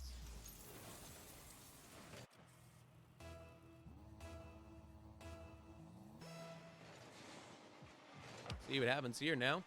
As Esports Supply know they've got a little bit of time. They need to find an equalizer here.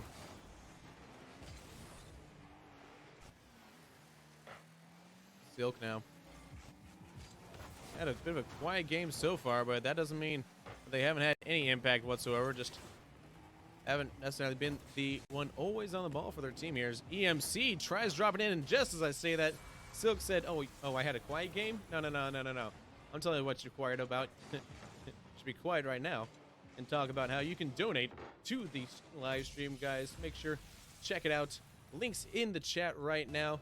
Again, $5, $10, every little bit helps the COVID Relief and Response Fund to really help out those in need here in Kansas City. Back to the game now as EMC tries to clear it out here for KU. Snaps looking for it. Can get around Man Killer, but not much there. So here comes Sprays the other way with it. Still in the blue half of the field. They have not been able to clear their lines. Quasi down to Sprays, looking for the shot. Man Killer couldn't quite read that. So close to looking at a 3-1 scoreline here. Let's see here. Silk booms it, and that should go off the post, and there's the double tap. Silk, after being criticized by me, wrongly criticized for being quiet, has certainly had a bit of a loudmouth in game number 2. 2 goals already, half of their team's entire scoring offense here in game number 2. KU, they are on match point. If they win this one, they will win it in a sweep over Esports Supply. They've got 4 goals. Entirely possible, folks. See them do that.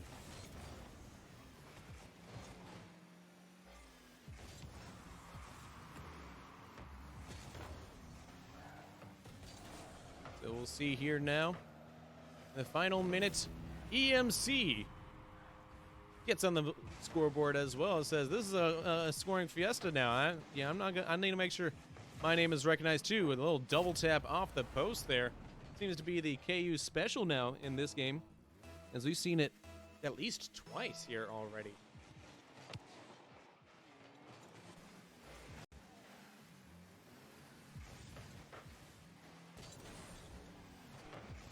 Final minute in game 2. Esports Supply. Oh, they are staring down a defeat right now, unless they can kick it into high gear and really find their way through it. But to KU's credit there, they've really kind of, pushed their opponents pretty hard here. There's a shot coming in from Quasi. Can't get there. Final 30 seconds now. Try to see if maybe they try to play it safe here, just boom it into a corner. Try to see them do just that. Trying to milk as much time off this clock here. They want to make sure that they can come out of this with a W. No, hold no prisoners here. But final 10 seconds. It's not enough time here. And game, set, match. KU will walk out of this one with the victory. So great stuff from them. Clearly showing on a national level as well as here, that they are not a team to be trifled with. They definitely have some serious contenders there. And not only do they have serious contenders, but I want to say as well that Kansas and Missouri college esports teams are coming off successful seasons, and their head coaches are even more excited for the future. Let's take a listen.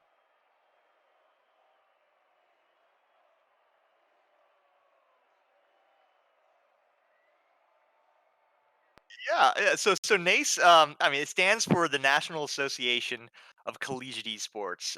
We're the membership organization of colleges and universities with varsity esport programs.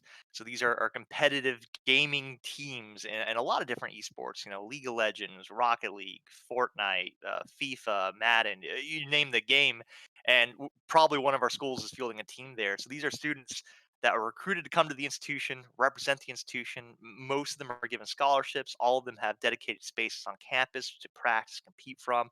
I mean, it's that next evolution of what it means to be a competitive gamer in college, to where now you're wearing your school's colors and you're competing against other schools with students who are very similar to you. We've been doing basically weekly and bi-weekly webinars, and our last one, I think we had 174 schools.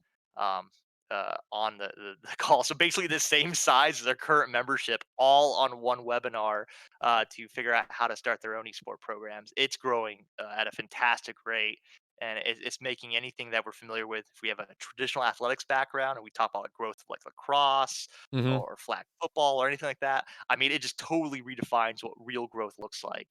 If you love competition, if you love skill-based competition where it shows when people put the time and the effort behind it, I mean, you're gonna love esports as well. And it's crazy, for the lay person, right? The person who's not a gamer, hasn't been a gamer in the past, doesn't really get esports because, to be honest, they're just not familiar with it. It's a new thing for them. That's fair.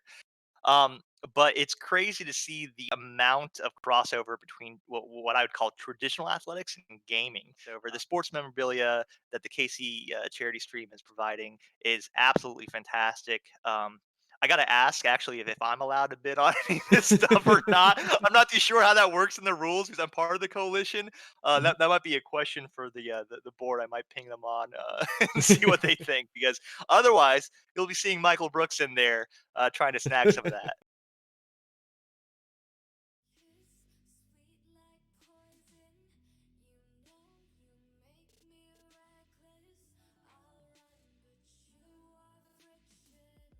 Brooks in there trying to snag some of that. And it's a great interview there from our, obviously great opportunity from him. And now give you the interview here for Michelle Compton Munoz and Kevin Reap there, the Kansas Missouri College esports teams, respectively. So we just kicked off in November and started our first team with League of Legends this past semester. Been really great, and our first foray into all things esports. Hoping to add a second team next year. Got plans going there. COVID shifted some things, but I think we can still make it happen. Yeah, so we just got off the ground, just got one team going. Really great group of KU guys who really helped get a program going and played really well this past semester. Sure. So our program is getting ready to call the first year a success. It's been our inaugural year for all of our teams, Overwatch, Rocket League, and League of Legends. We have 21 students that all received some form of scholarship to compete in those three games. They have all seen a lot of success, both academically and competitively this first year. So very proud of everything that we've accomplished. Yeah, I got to meet the Kansas City Esports Coalition when they were first getting started. Back whenever there was the Nextex and Midwest Esports conference at the Hy-Vee Arena, and am really impressed with all that they've been able to do, and think it's really important for the area to continue to be supported and evolve. And I thought the conversations were great, the different folks who come to the table. Really excited for this event and excited for showcasing the coalition in such a strong way. I don't think there's a more generous industry in the world than the industry of esports and the people that tune in and watch it. And an event like this is a prime example of that. So it's a special thing to be a part of. And I think it's obviously just getting started and so many more great things to come in the years So I'm excited to be a part of it now and to watch that growth. For you guys, if there is anything that you guys can kind of say on a final word here, I'll give Michelle. I'll give you the first go at that. Yeah, absolutely. You know, you said Game for Good. I think a big thank you to everybody who's tuning in. A big thank you to everybody who's donating and contributing to, you know, the region and the region's response and supporting what we're able to do here. You know, I agree with Kevin that there's some of the most generous folks. So thanks so much for everything that everybody's been able to, you know, all the sponsors have been able to make this happen, and all the folks have been putting in hours really executing this event on sort of a or shorter notice than usual. What would you have to say for folks regarding this Game for Good charity stream? Sure, I would emulate a lot of those same sentiments. I think that this is an incredible event. Events like this set esports apart, and again, it opens up so many eyes to what gaming is. It's a lot more than just sitting in front of a TV and playing. It can be a lot more than that. It can have a tremendous impact in a time of need like this. So I appreciate everybody that's put in a lot of work to make this event happen, and there's no doubt there's going to be many more to come. So definitely appreciated. Playing, it can be a lot more than that. It can have a tremendous impact of need like this. So I appreciate everybody that's put in a lot of work to make this event happen, and there's no doubt there's going to be many more to come. So definitely appreciate it. And absolutely big thanks to Michelle and Kevin there. It's been a great interview from them, and we're about to still have more Rocket League action coming up, guys, as we got KC Pioneers going up against that Park team here. We've seen Park already tonight, and now we're going to see them against Kansas City Pioneers there, who have really a blossoming experience here in Kansas City. Seeing them really start to make some really unique content. Find them on Twitter as well. Really start to see that, you know, really kind of making their own mark here in Kansas City. Whenever they get into the pool here, we will get this joined up, and let's take a look here. We've got a few of them in here. We'll see.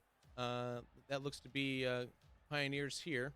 The Samurai, T-Jack, and Joe Bro the Hobo. Fantastic. But that doesn't mean that just because we're waiting here doesn't mean that we're going to sit here idly, because we still have more Gaming for Good donations rolling in, guys. Of course, you can feel free to donate yourselves. We encourage that. Any dollar that you can do really helps out those in need here in Kansas City. You can donate, text you can text it to the 4444.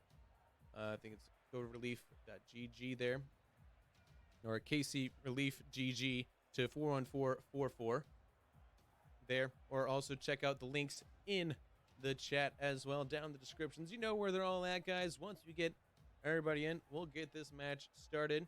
Hope you guys are having a good stream there. You know, I'm having a fantastic stream. We've raised so much money already, guys. It's been incredible. As we have everybody now ready, we can go ahead and get this one started here. All the kitties in the pool, as I like to say. At some point, we'll have pools like amusement parks. We'll be able to go back and reminisce about them. But for now, we are here as we are ready to go. We got a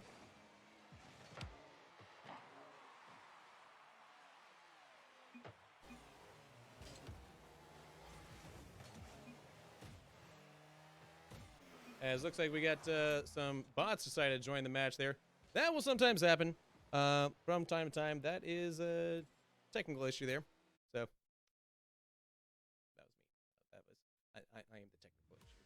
But never mind. We will get that sorted out. It's these are things that happen. These are things, you know, this has happened before, will happen again. I don't know why we have teams.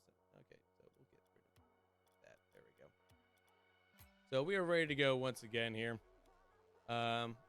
Once we get this created, and there we go. Alrighty. Like I said, doesn't take much there.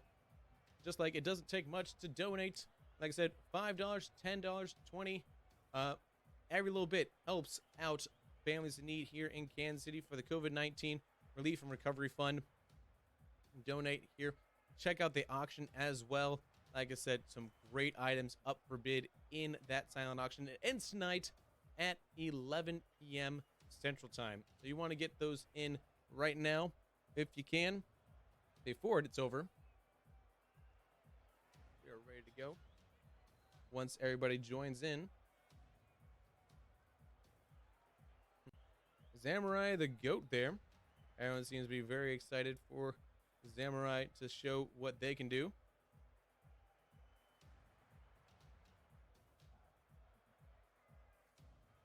Still waiting for KC Pioneers to... No, we're waiting for the Park team. My apologies here.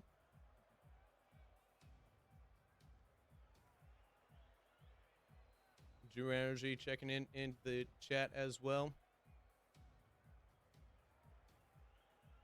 Yeah, Drew Energy, KC Pioneers, they are a just a team. They are not a college team there, but that doesn't mean they don't have some good skills to show off here, as I'm sure they will be delighted to show us. As everybody is ready to go here. Samurai, T-Jack, and Joe Bro the Hobo, Bloodbud, Sci-Fry, and Hoya for Park University. Kickoff between these two teams starts down right off the kickoff. A demo on the Bloodbud there from Joe Bro the Hobo, which I gotta say, fantastic name. Like that's just fun to say. Demo again here.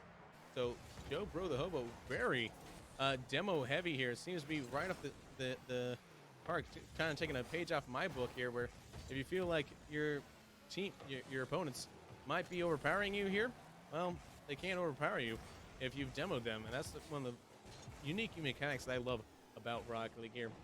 Is the demo here. It's unique to Rocket League, as opposed to some, say, soccer. With that, being able to kind of take your opponent out there and create a little power play for about 5 seconds, similar to hockey there. Whereas instead of a penalty, it's you're taking out their team, and there's no repercussions for that. Boy, yeah, making it clear here. So Park, they may have their work cut out for them against this KC Pioneer team. I don't know if these two have met each other yet, but on my stream, they have not. So as far as I know, both teams coming into this fresh, doe-eyed and bushy-tailed, trying to figure out their opponents right now. Bloodbud can't get their Hoya, trying to clear the line. Does so, puts it off to the side here. Here comes T-Jack. Controlling the boost there, you see that, trying to keep it on the on that ball and dribble that, maintain that control. And that's going to be an own goal from T-Jack. Hoya will get the credit, though. Right here. T-Jack couldn't get the clear, and it is 1-0 for the Park University. Park University esports team. We've seen them in an inter squad scrimmage, is what we kind of call those when you have those two teams from the same team. There, we call that an inter squad scrimmage. But now I've got the who they think will best represent their squad against this KC Pioneers team here, and certainly doing a good job of it right now, maintaining something here as Park tries great. Clear their lines here. Can't get out to midfield, though. Stopped by Joe Bro the Hobo. Got there from T-Jack. Almost got Sci-Fry off guard, but eventually they said, I read those like a book here. And they have a library at home. Oh, yeah. Tries to clear it out to midfield now. Gets around T-Jack. Can they get around the last defender here? Joe Bro the Hobo? No.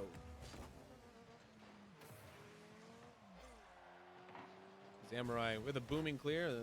That was a so-so attempt, at least. And Bloodbud maintaining pressure here for Park University. Park team, ooh, that's a booming shot there. That's going to be dangerous. Hoya, well, to keep that out of the back of the net. See what happens here is Bloodbud. Stopped by a host of KC Pioneers. Still 1-0, though, for them. At the final 2 minutes, Park University holding a tenuous lead at this time. Can the KC Pioneers find a breakthrough in the final 2 minutes? At least of game number 1. We still got game number 2, possibly game 3, if we are very lucky. Sci-Fry with the save there. Minute 35 left to go here. Shot now cleared away by Joe Bro the Hobo. Oh yeah. Gets past one. Can't get around the second defender though. T-Jack now trying to turn defense into offense here with his transition now. Samurai will chase it. Looking for it here. T-Jack tries to lay it off for Samurai. Good passing here. Opportunity off the wall. Loose ball in front of the danger. Will Robinson. Sci-Fi makes the clear and says, I am the danger. See what happens here with T-Jack now. Joe Bro the Hobo leaves it past great for Samurai, but Bloodbud with an even better clear. Maintaining that 1-0 lead here. That might be the only goal in game number 1 here. Samurai tries to make not, but T-Jack, with the backflip there. T-Jack and Samurai both in that Dominus. You see that quite often at the competitive level there. The Dominus and the Octane, along with the Fennec, like I said, the most popular cars here, but not the only cars. I'm mighty fond of the Esper myself as Sci-Fry. Nets it into the bottom corner there. 4 miles an hour, just kind of lasered it in there off that pass from the ceiling.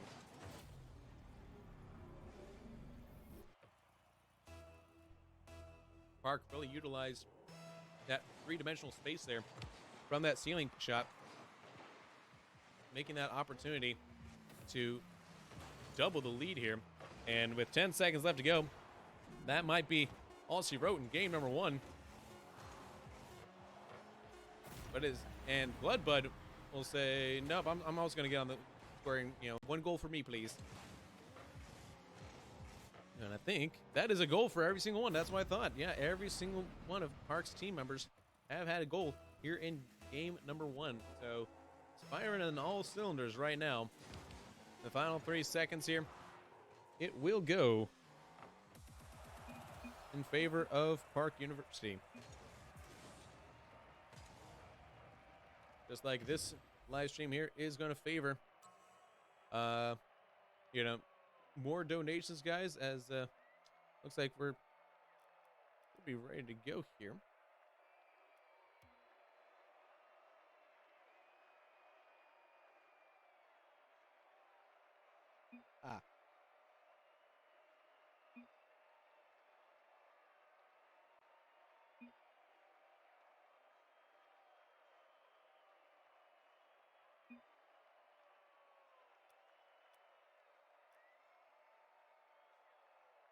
So yeah, it looks like Park Squad will swap in and out here. So KC Pioneers we'll make sure to wait for everybody to join in.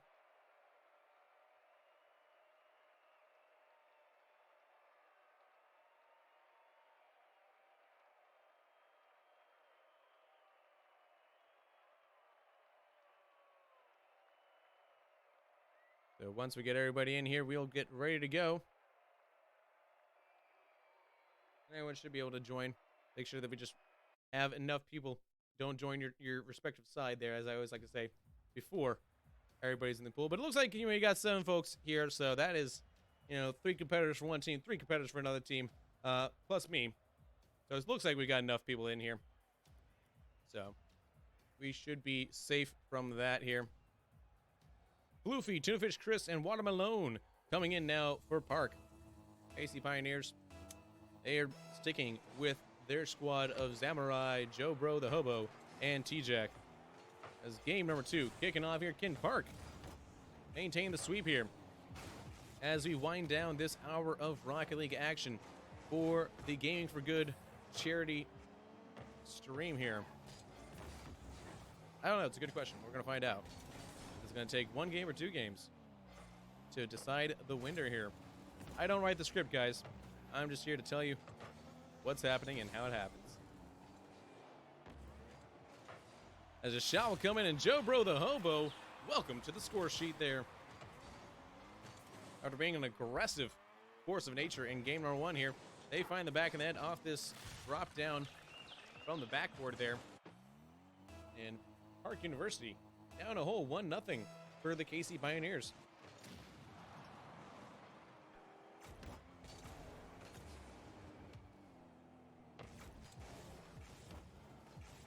Samurai now.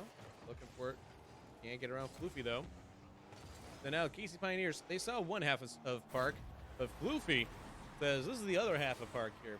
Doesn't really decide which team is better. I don't know. Yeah, I think we already decided that here, but got the memory like a goldfish at times. And Park certainly came to play. Park University out of Parkville, Missouri there. Just up the road from me. Gorgeous campus as well. Cave system down there. Really just, phenomenal campus there. Hosting, have a great little facility there as well. They've hosted PC Game On lands here in the past. And when it is safe to do so, perhaps in the future, I don't know. Like I said, I'm really speaking from experiences that I've had myself. Back to the action here. 3 minutes, 40 seconds left to go. Samurai says, we want the lead back. We want game 3. We will not go quietly into that good night. But this is our KC Pioneers team.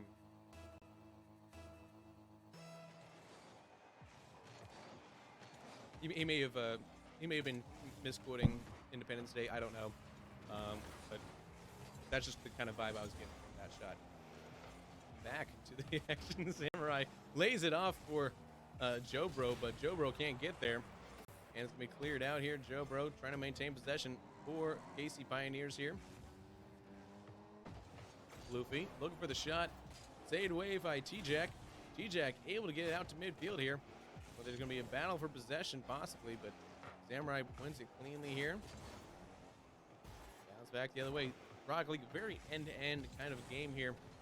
Very fast-paced, but hopefully those of you that are new to it here can follow it relatively well here. Like I said, this is some very high-end Rocket League. Not everybody knows how to do, aerial hits like this. Able to predict the ball here.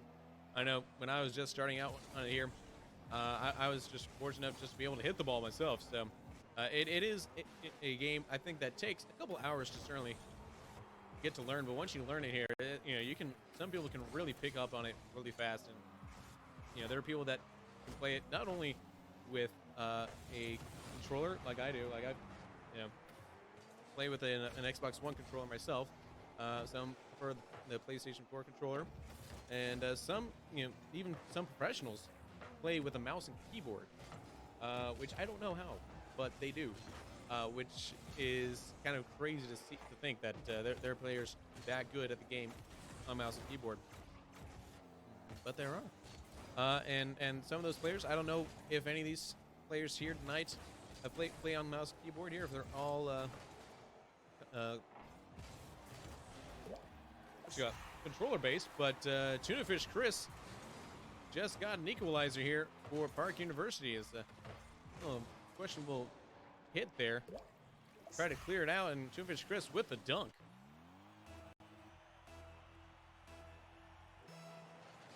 So now even playing field. Minute and 50 seconds left to go. Call it minute 45. In Park University, try to find something here. Or will it be KC Pioneers who reap glory? This one will get it clear now. T-Jack making sure that stays out of the back of the net there. And that's an unfortunate pinch. Can Chris get there in time? He does. Saves the own goal there. That would have been an embarrassing way to lose the tie. That will drop in, and Samurai slices into that blade and takes the lead.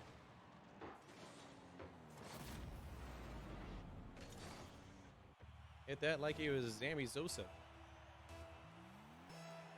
from the Chicago. Okay, I can't. Like, Zubs? Okay. Point is, it's Chicago Cubs, but everything's a Z. You get it. Drop down now. Saved away. As we will see here. This one, winding up. This one could be KC Pioneers. Trying to create something now. Just like you can create some good yourself by donating throughout the stream here. The donation link is live for you. We've already raised over $2,000, guys. It's incredible. I'd love to see just how much more we can. Talk more about it after this series. Final 30 seconds coming up here. KC Pioneers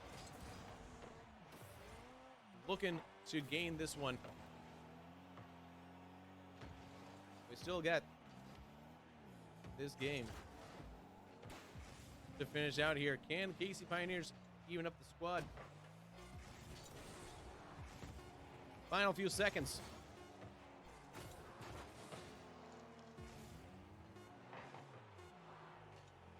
Pioneers will take this game.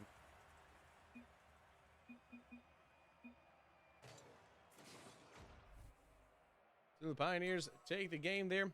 And I want to remind you guys again, there's lots of opportunities for you to donate to the charity event here. This is all going to benefit the COVID-19 Relief and Recovery Fund for Kansas City.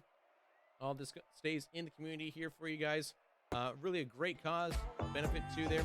And when we come back in the next hour, we will be going straight into Super Smash Brothers. And that will be coming right up after this break here, guys.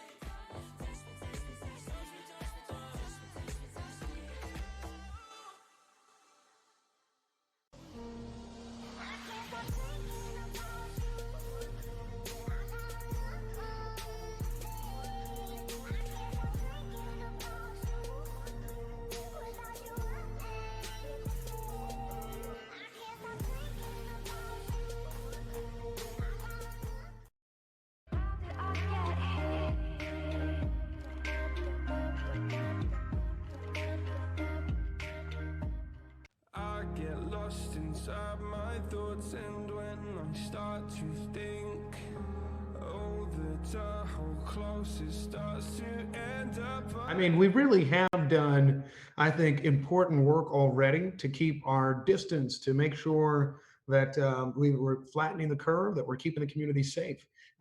We've got more work to do. And I think, frankly, efforts like this are a big part of it. Efforts like this that tell us that we care about the community. And so I'm proud to be a small part of it because you guys are doing all the real work. I think we're all going to try to figure out ways that Kansas City can stay, on the front page of things, or on the top of a browser, right? It's this sort of thing of we were having such success leaving the Super Bowl, having a lot of great events, and we have to make sure that that isn't just arrested, right? We have to make sure that we keep developing esports, keep developing so much more in Kansas City. And so, that's going to be my job. I know Kathy Nelson's going to do a heck of a job. I know you will do a great job at that. And selling brand Kansas City, and everybody watching has an important role with that. I mean, I think, it's a challenging time, but if we look at all the opportunities, and particularly if we use some of the extra hours we have right now to be creative, I think it's unlimited where we could be, 10 years from now. Imagine, particularly with the growth of esports, the involvement and the engagement from so many different communities. Frankly, it's one of our most equitable areas of things in a way that, no offense to all you golfers, but right, golf isn't, right? Some others aren't. Everybody, right? Everybody plays. Everybody can play. Mm-hmm. And that's why I'm happy to have been a little part of it. But hey, I want to wish you well on the fundraiser. Mm-hmm. And, I'll look through those auction items to make sure I can be in support. I'm a Kansas City native, proud, born and raised. I only left to go study at Kansas State University, and I came back to start my business here. But that's the beauty about Kansas City is all of these great entities like the High School Esports League, the Varsity Esports Foundation, local legends, the Kansas City Esports Coalition are all right here in Kansas City. So those brilliant minds who are trying to create opportunities for gamers and all of those involved. Right in your backyard, we can connect and get to gaming for good as soon as possible, and providing opportunities for people right here in our backyard, the true Kansas Cityans. And with the Kansas City Esports Coalition, being part of that, yourself, one of the founding members here, what is kind of your goal being involved with the group? So my personal goal is to continue to provide opportunity. That's really where Local Legends has found a success. Is we're not recreating anything. We're working in the margin. We find where individuals who don't have access to casual competitive gaming, and we provide that to them at an entry point that is extremely accessible. When we work with K through 12 students, we take our educational path to them. That way, schools who may already have a struggling budget, they don't have to spend money on school buses to have them bus them to us. We're bringing it right then to the kids. So one of my biggest goals is to continue to make esports, the education, and the opportunities accessible to all, so that when you do things like Google the word esports, you actually see someone that looks like you, because that's what our youth need. They need to see themselves in their heroes. So that's my biggest goal, is to make sure that the Esports Coalition, Local Legends, and Midwest Esports all are doing their part to provide those opportunities. So we just kicked off in November and started our first team with League of Legends this past semester. Been really great, and our first foray into all things esports. Hoping to add a second team next year. Got plans going there. You know, COVID shifted some things, but I think we can still make it happen. Yeah, so we just got off the ground, just got one team going. Really great group of KU guys who really helped get a program going and played really well this past semester. Sure. So our program is getting ready to call the first year a success. It's been our inaugural year for all of our teams, Overwatch, Rocket League, and League of Legends. We have 21 students that all received some form of scholarship to compete in those 3 games. They have all seen a lot of success, both academically and competitively, this first year. So very proud of everything that we've accomplished. Yeah, I got to meet the Kansas City Esports Coalition when they were first getting started. Back whenever there was the Nextex and Midwest Esports conference at the Hy-Vee Arena, and am really impressed with all that they've been able to do, and think it's really important for the area to continue to be supported and evolve. And I thought the conversations were great, the different folks who come to the table. Really excited for this event, and excited for showcasing the coalition in such a strong way. I don't think there's a more generous industry in the world than the industry of esports and the people that tune in and watch it. And an event like this is a prime example of that. So it's a special thing to be a part of. And I think it's obviously just getting started, and so many more great things to come in the years. So I'm excited to be a part of it now and to watch that growth. For you guys, if there is anything that you guys can kind of say on a final word here, I'll give Michelle, I'll give you the first go at that. Yeah, absolutely. You know, you said Game for Good. I think a big thank you to everybody who's tuning in. A big thank you to everybody who's donating and contributing to, the region and the region's response, and supporting what we're able to do here. You know, I agree with Kevin that they're some of the most generous folks. So thanks so much for everything that everybody's been able to, all the sponsors have been able to make this happen, and all the folks have been putting in hours really executing this event on sort of a shorter notice than usual. What would you have to say for folks regarding this Game for Good charity stream? Sure. I would emulate a lot of those same sentiments. I think that this is an incredible event. Events like this set esports apart. And again, it opens up so many eyes to what gaming is. It's a lot more than just sitting in front of a TV and playing. It can be a lot more than that. It can have a tremendous impact in a time of need like this. So I appreciate everybody that's put in a lot of work to make this event happen. And there's no doubt there's going to be many more to come. So definitely appreciate it.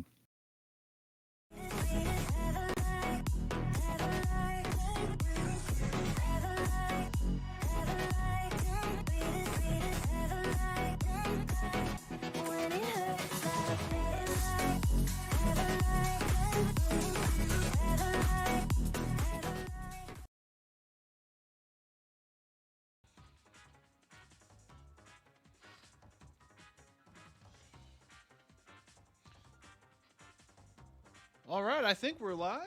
I'm not sure. I actually can't hear myself, but hello.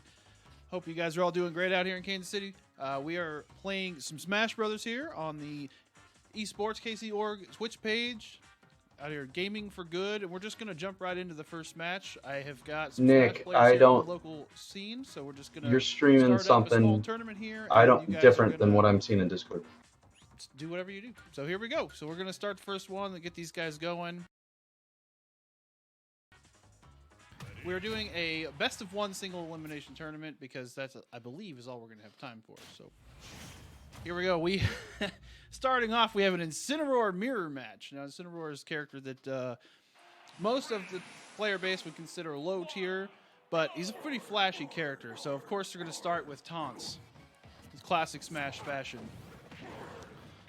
Big Lariat to start the match off here, and I'm thinking we may see a lot of grabs out of this character. So far, that's all we've seen. This character is really good grabs. He's got a great counter that can power up all of his attacks. You're also going to see a lot of aerial combos that he can do, but his biggest weakness is his recovery. But seeing as how we are at mirror match, that recovery is probably not going to come into play very much.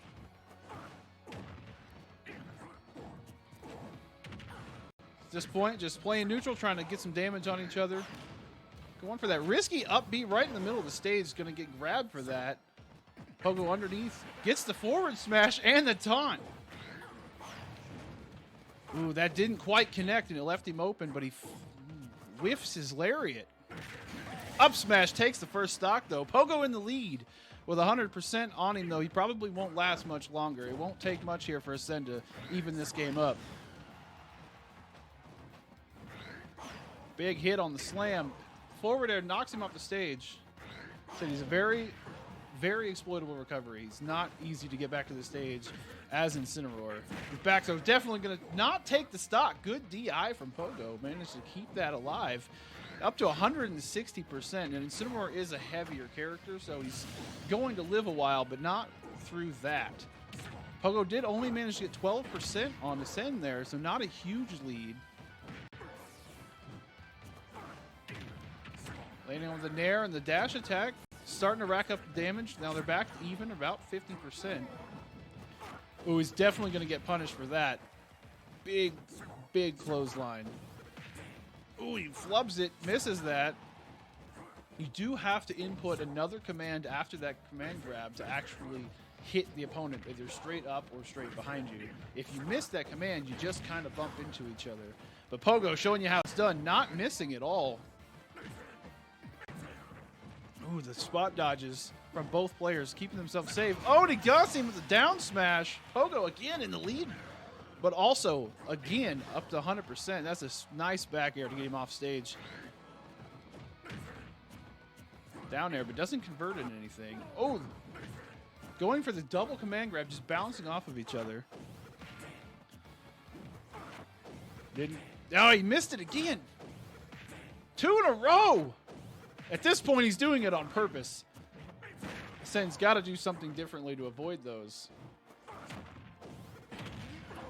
Gets hit and still connects the grab. That's actually an interaction I've never seen before, but the throw going to finish that one off for sure. And again, mostly a close game here.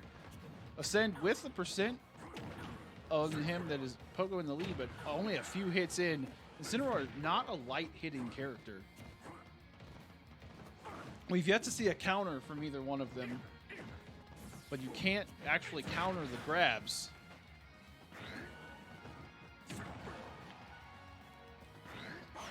Oh, and there's that weak recovery I was talking about. He's just unable to get back to the stage. And Ascend is going to win round 1. And move on in our tournament here. Let's see here. Ascend. Submit. All right, so now we are going to see Nullstar and Happa.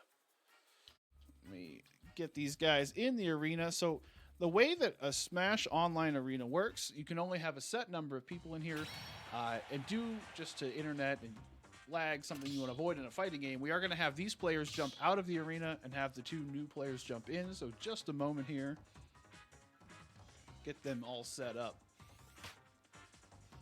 All right, player 1 is in. Now we just got to wait for our second player, and we'll be good to go to start the round 2. And we may burn through these faster than expected, and if so, I think we'll do is just have some exhibitions, maybe even some 4-player Smash, just kind of have fun. All right, so we've got both players. We are ready to go. They can start whenever. All right, channel here.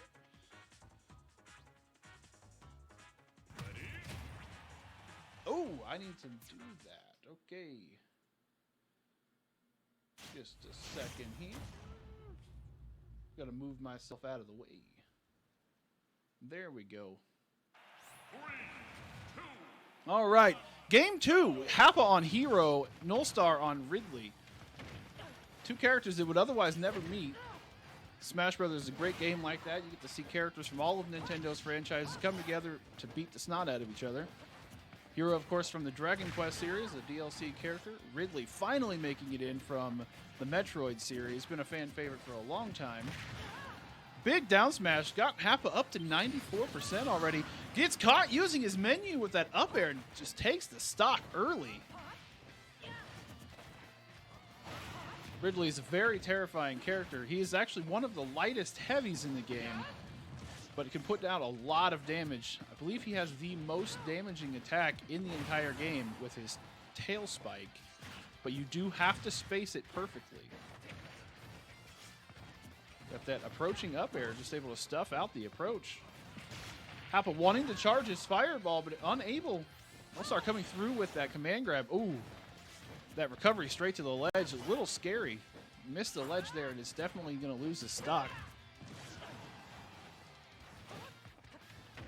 Happa's going to want to try to make something happen here. Almost to the blast zone. Nullstar going out deep. Happa hits the magic burst off the stage. No good. It's going to retain all of his MP to 0 and be unable to recover. Good air dodge getting behind Ridley there.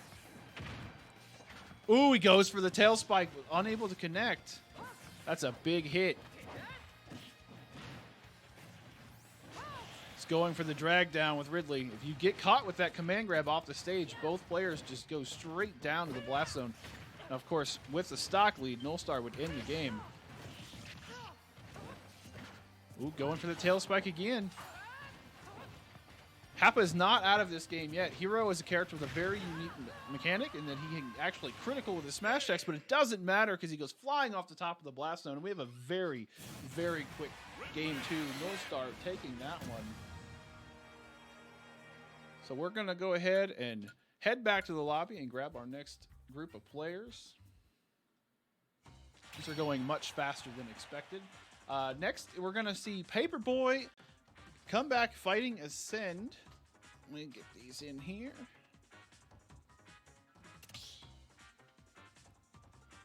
All right, so both of these players are going to drop out of the arena real quick. We'll grab our next set and get back into the action. You know, we greatly appreciate you guys all coming and hanging out with us tonight. I hope you're having a great time with the stream. The Kansas City Esports Coalition put on a fantastic event for us to come in here and play some video games and raise some money for COVID awareness. And the Relief Fund, I apologize, I don't have the full name of it. I'm just the guy here yelling about fighting games. So we've got Paperboy and Ascend coming in, selecting character here, making a decision. All right, so they are in, and we are ready to go for Game 3.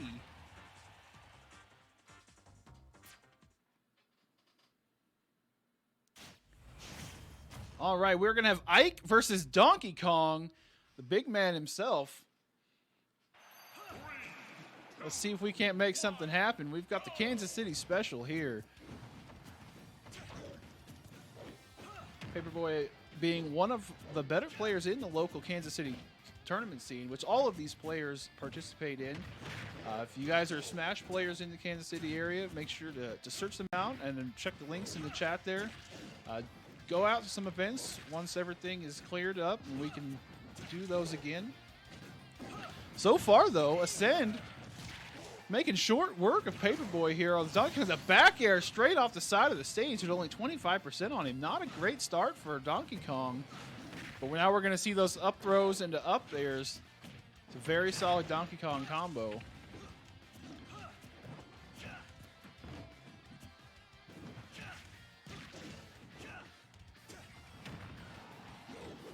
Ooh, he's going for the big forward air. The dash attack not getting anything. The up B not getting anything either in that down smash.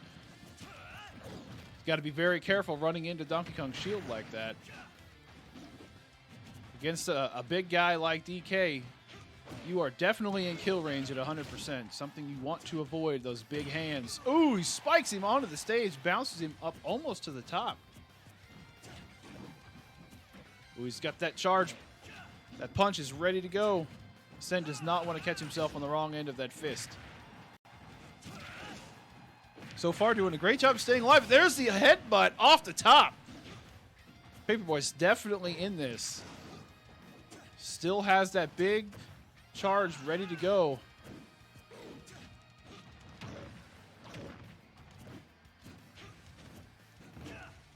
Ooh. He's looking for the berry here. Ascend doing a good job staying away from that. You do not want that. Again with the style, man, those big forward air spikes onto the stage. Do not get caught off stage against one of those. We are waiting. There it is. Gets the berry, but doesn't really get anything from it.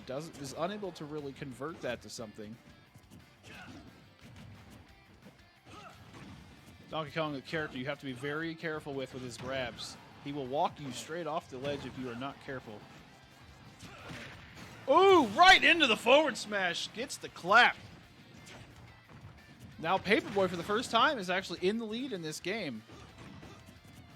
Sen's going to want to get in there and finish the stock as soon as possible. He does not want to get into a deficit against a character like DK. There's the punch. Big one. Knocks him off the stage. Lots of percent on him. Ooh, but he gets caught out. Almost gets punished for that. Donkey Kong and Ike both, their recoveries very strong, but both exploitable. Another back air mid-stage takes the stock from Donkey Kong, but Paperboy's not done yet. He's looking to finish this one as quickly as possible.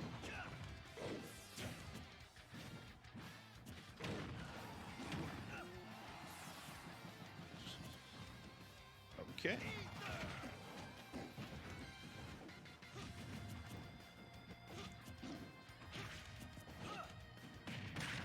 Ooh, there it is! He's get the up air, and Ascend is gone off the top of the blast zone to the moon and beyond. Donkey Kong Paperboy takes the win and is going to move on.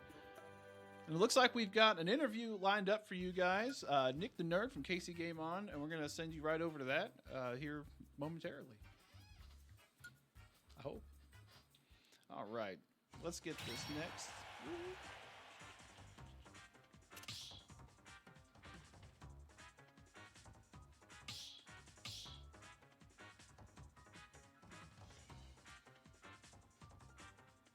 All right, what do we got?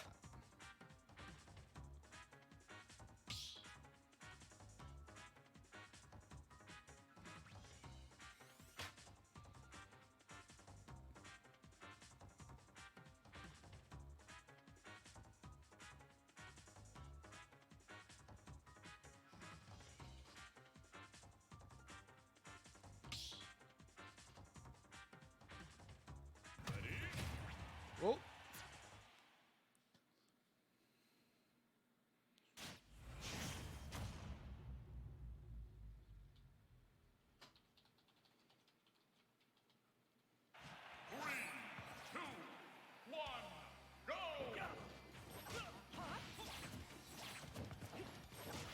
All right, we got a little bit of a misfire here.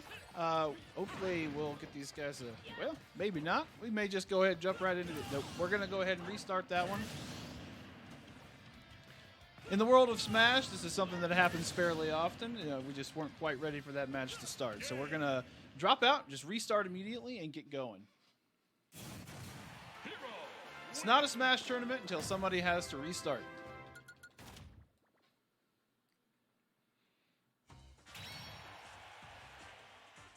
All right.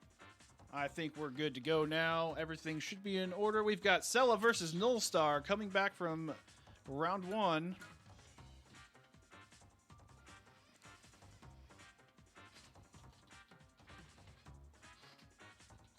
We'll get them started here real quick like. All right, so let's see what we've got. Wolf versus Luigi. A matchup you could definitely not find anywhere else. We've got our terrified plumber. There's the menace of the galaxy here. Luigi, of course, being very terrifying in his own right. His combo game at low percents can be very scary. One of the few characters in the game that actually have a 0 to death combo that you you just can't get out of. But at this point, it's too late. He's already got some percent over onto the Wolf. Wolf, of course, being a terrifying character of his own. His forward smash, up smash, all of those attacks very, very quick and very powerful. He's definitely going to want to avoid getting hit by those, and so far he's done a great job of that. Just trying to keep up with the characters, what they're going for, what they're doing. I've had the pleasure of watching both of these players play, and actually have played against both of these players. We know very well what they're capable of. Ooh, whiffed the grab there, but no punish from Sella. But the back air getting Wolf off stage. Right into the poke. Gets the judo Luigi chop. One stock down for Nullstar. Sella's going to be looking to put as much of a lead on this as he can. And so far doing a great job. A little plumber brother that could, putting himself in danger there with that grab, but no punishment from it. Ooh, almost falls into that forward smash. That was a big one. Probably would have lost his stock there.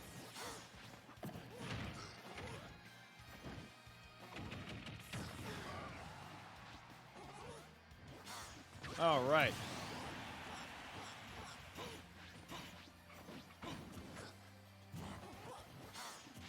We're going for that risky right mid-stage, that side special from Wolf. Catch him just right, and it will spike.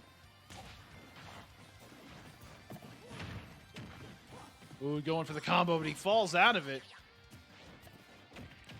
Whiffs the grab, and Wolf coming in, he knew what was going to happen. Ooh, he goes for the up smash, but it's just too far away.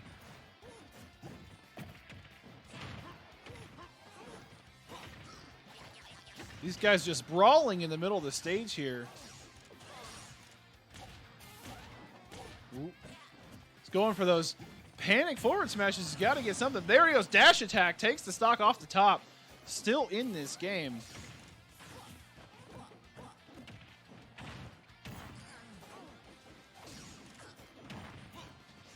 Here we go. Putting some damage on Sella. He's doing a great job. Not too much more before Luigi's in kill percent for Wolf. Just got to watch out for that plumber.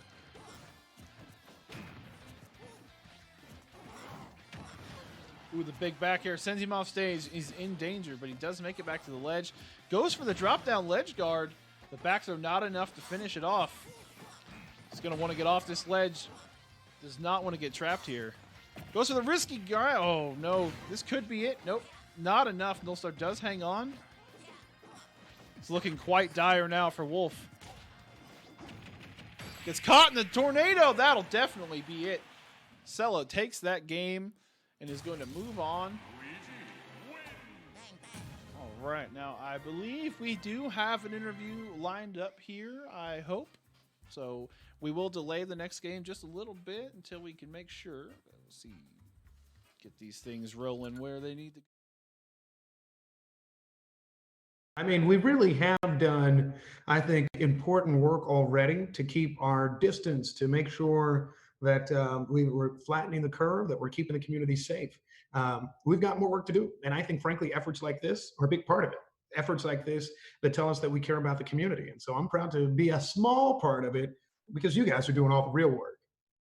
You know, I think we're all going to try to figure out ways that Kansas City can stay, on the front page of things or on the top of a browser, right? It's, it's this sort of thing of we were having such success leaving the Super Bowl, having a lot of great events, and we have to make sure that that isn't just arrested, right? We have to make sure that we keep developing esports, keep developing so much more in Kansas City. And so, that's going to be my job. I know Kathy Nelson's going to do a heck of a job. I know you will do a great job at that.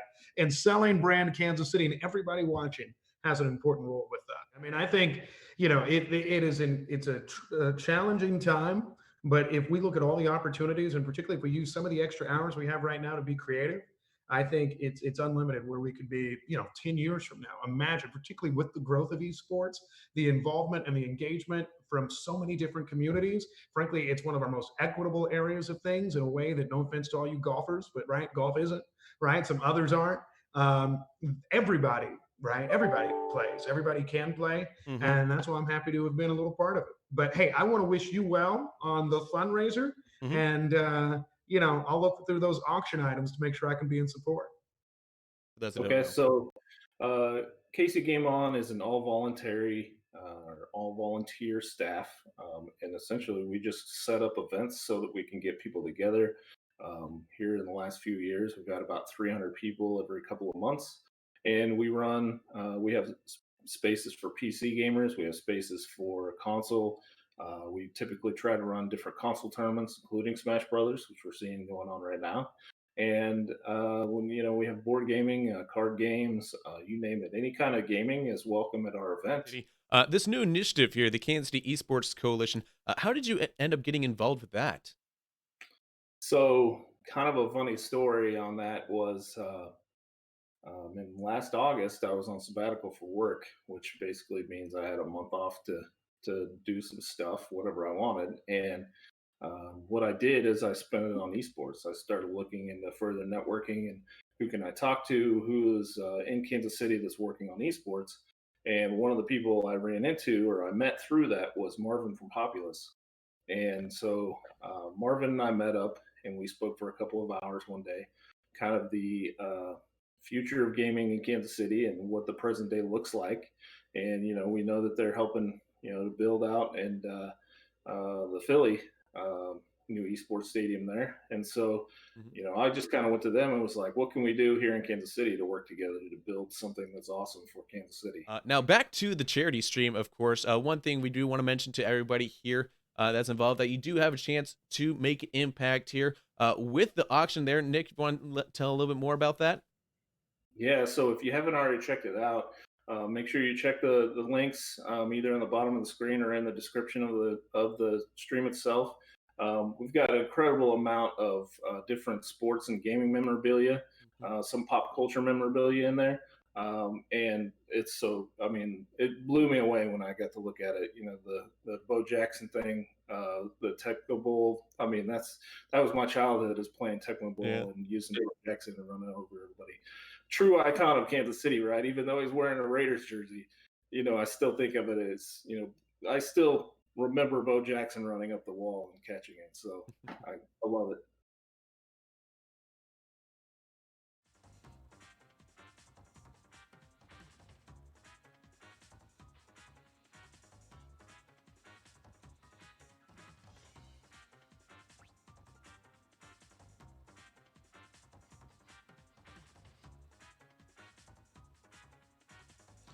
All right, and we're back with more Smash Bros. We actually have the finals of the tournament now. We've got Sella versus Paperboy. We're going to go ahead and get this match started. And before we're done here, we will have a bronze match following for the third place. But as of right now, let's get these finals started.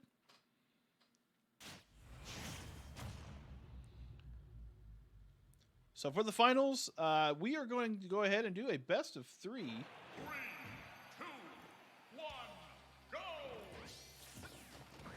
We have Robin versus Bowser Jr. Going low there, but able to recover. Bowser Jr. not able to go too far deep after Robin. Of course, Robin, a character with limited resources. All of his spells do have that bar above his face there that when they run out, he can no longer use those spells or that sword for a set amount of time. So he does want to be a little careful with those resources. There you go, the Levin Sword being tossed out now. No more Lightning Sword for at least a little bit. The Arc Thunder just barely passing over Bowser Jr.'s head. The back air there. You have to watch out for that Levin Sword. It is very dangerous. Making up the deficit in percent here. Both players keeping this very close. Gets the grab into the damage from the Levin Sword landing on him. Not sure if he planned that, but it looked really good. Trying to string those up airs together.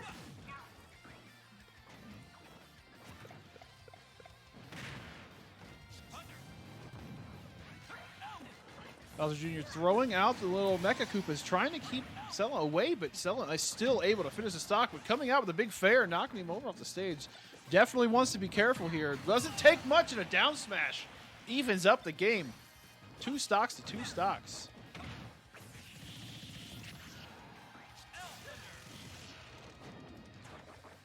Both players missing those attacks on each other, just facing the wrong direction. Doing what they can here just to brawl on the edge. Stage control is the name of the game. The arc fire hits the footstool, misses the forward air there. Paperboy able to get back up and take over the stage control. Now, putting Cell on his back leg. And just like that, they can swap. It's a very fast-paced game. Ooh, forward smash, just raw right off the side. Those arc fires doing a good job staying out of the fire. The fire is extremely dangerous for Robin. Smash 4 Robin set up all of the combos mostly with the arc fire, but in this game, that arc fire can lead to some really nasty combos. Big percent in early kills. Back throw, unable to do it. It's going to take a lot, but then another down smash at the ledge takes the stock from Cell at 113%, but comes right back with that big forward air.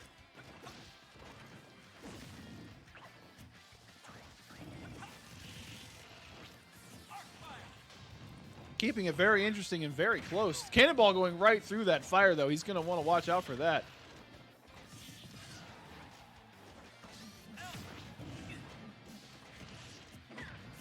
Paperboy coming back, looks like he's on a mission here, putting a lot of damage onto this Robin. He's going to want to be careful. We've seen that down smash take 2 stocks before.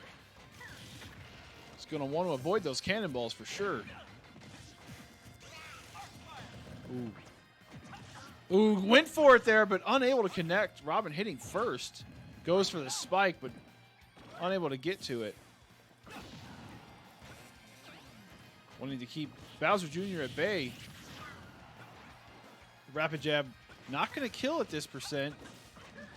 Robin, one of the very few, if not the only character who has 2 different rapid jabs using either the air book or the fire book. Fire, of course, having the bigger knockback, but his slower hits. Ooh, very close. Both players in kill range, but he goes for the down too low, and he gets killed by the recovery of Robin. Got a little greedy there, and Cella takes the first game.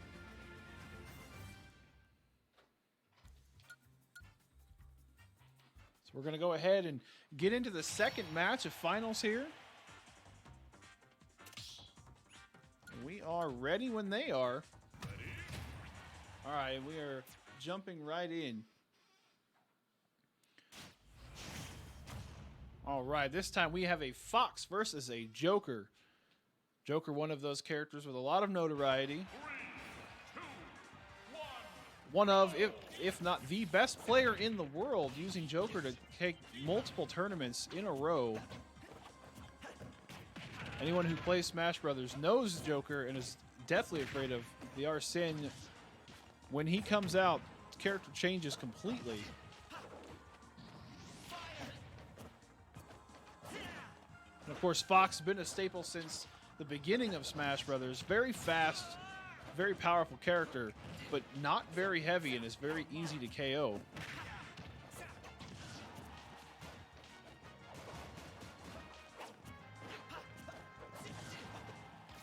Boy, landing his combos, keeping Cella at bay here. Of course, that meter about to fill up. We're about to see Arsene. There it is. This is where Cella needs to be very, very worried. Almost any hit at this point will take his stock. Arsene powering up Joker's abilities, making all of them stronger, much more terrifying.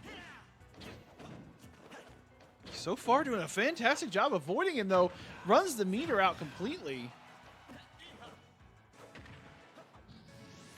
Goes low with the nair and hits that. Manages to knock him under the stage, and at that point, there's nothing you can do but fall to your doom.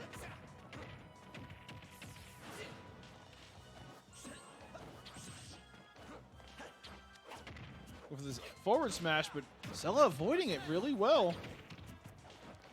Gets the drag down there, but no punish from it. Arsene's down smash. That'll take the stock all day long. Probably absolutely Paperboy not out of this yet.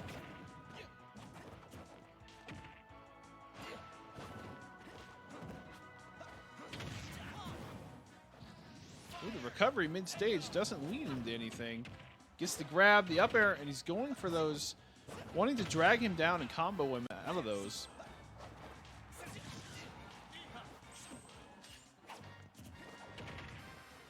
Fox, of course, not very strong off stage, and his low recovery can be easily exploitable, which is where he's going to want to get him.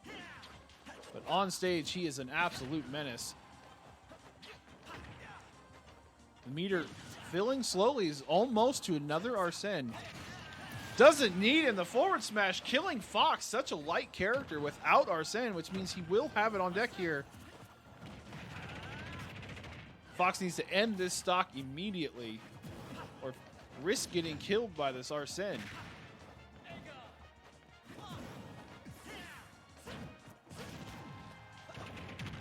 Getting some hits in before he loses his up to 37% already in just a couple of hits.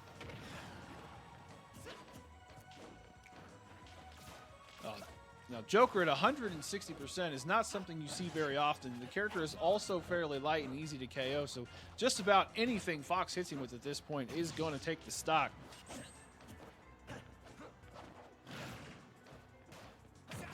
There you go. Got the neutral air right off the side. That attack lasts so long, the hitbox staying out. It's hard to avoid. Ooh, goes for the forward smash at the ledge, hoping to catch him in those few frames before he grabs.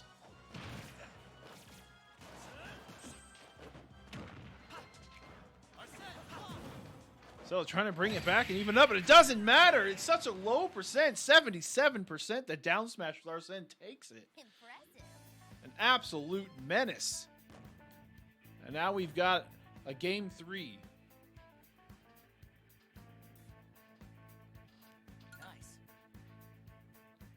Well done, both players, taking that one down to the end.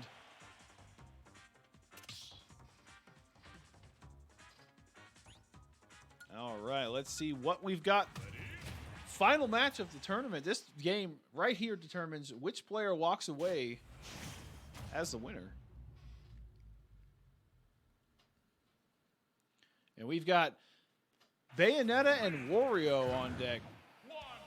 Two extremely different characters, both in their movesets and visually. Thematically, absolutely nothing similar. The only thing these players share at the moment is their desire to win this. Gotta watch out for them big hands.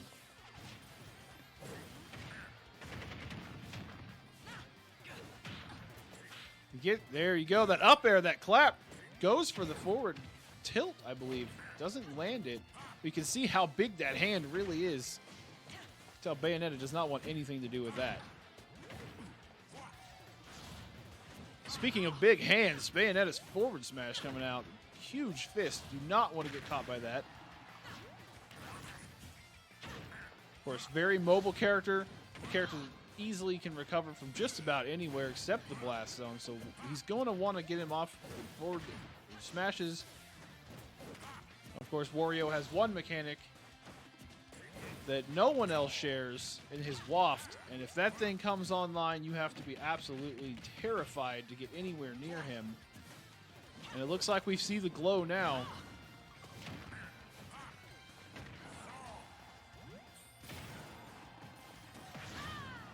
Ooh, get the big shoulder coming in. Stops the smash attack. Both players fairly high. Goes for the witch time. Misses, though. A very unique counter. Bayonetta's witch time doesn't actually hit the opponent, but it almost freezes time for them. They get slowed incredibly. Very open to a powerful attack. Dash attack takes that kill. And the first stock. But comes right back with an up smash. Evens it up. 0-0. 2 stocks.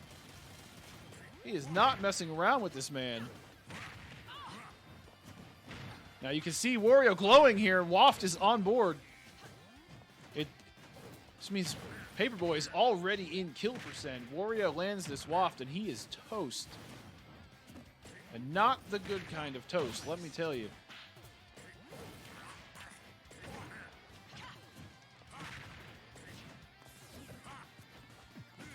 Both players brawling very well, just trying to rack up the percent. Not overcommitting to anything yet. Foro, the down smash,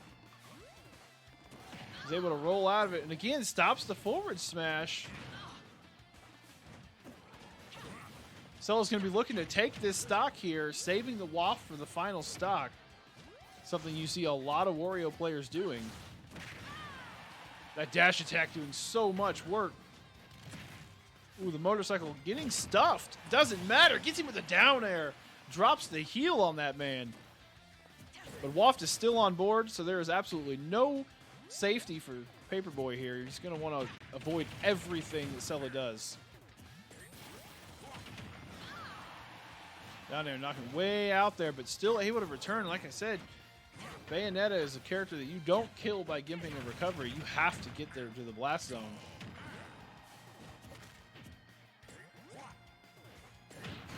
Gives him the up air, and now Cella's in prime position. Just a couple of hits can confirm straight into the waft. Paperboy wants to end this immediately. Don't even give him a chance to hit you.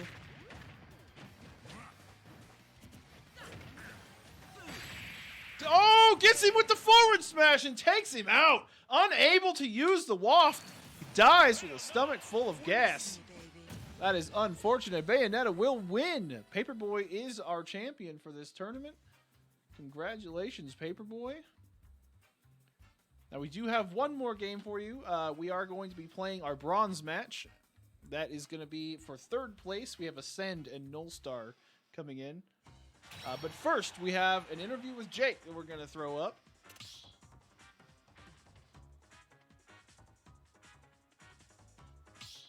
Have you had a chance to take a look at the charity auction at all and seen some of the items up for bid? I have. I'm so excited about a couple of things. The obvious one, the Pat Mahomes autographed jersey, being in Kansas City, coming off of the Super Bowl, it makes a ton of sense. But I'm a nerd at heart, so and I also grew up playing, Tecmo Bowl, Super Bowl, and big Bo Jackson fans in my family. So Father's Day coming up, I'm definitely eyeing the Bo Jackson Tecmo Bowl autograph poster.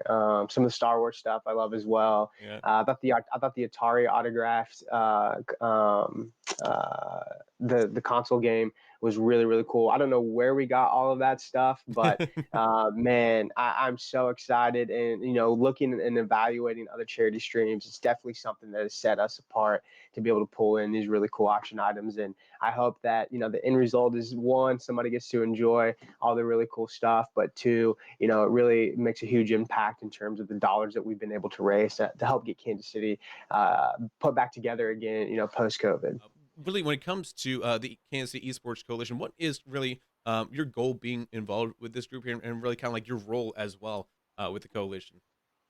Yeah, no, I think the thing that I can really bring to the table, being, fresh perspective and then also, coming with some investment, right? So I mentioned Michael Brooks and the National Association of Collegiate Esports. We became the official technology partner, where we've really been helping a lot of his schools understand from a programmatic standpoint.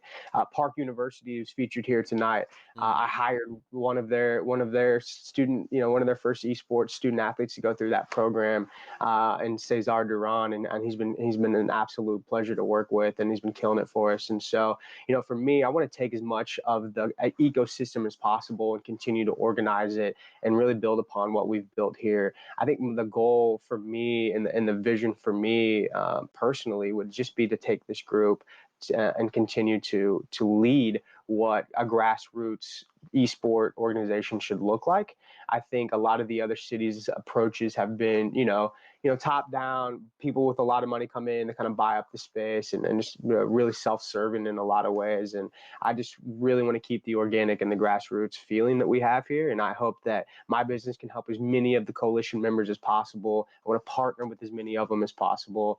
I want to bring and spread as much economic growth as I can. I just ask that everybody else involved in the group can do the same. And I think if we rise the tide as best we can, all the ships will rise with it. And I think that's really, really important as we start to look at esports as being competitive, and we start to look at the industry space as being something that is, businesses are competing. I want to see Kansas City start to own all the spaces that they can.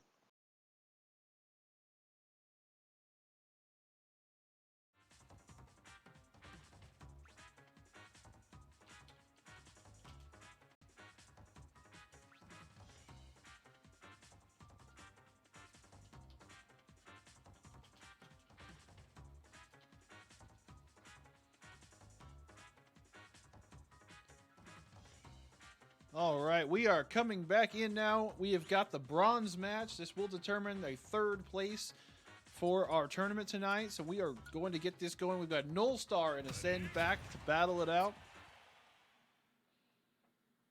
And we are getting them started right now. We've got Kirby versus Duck Hunt.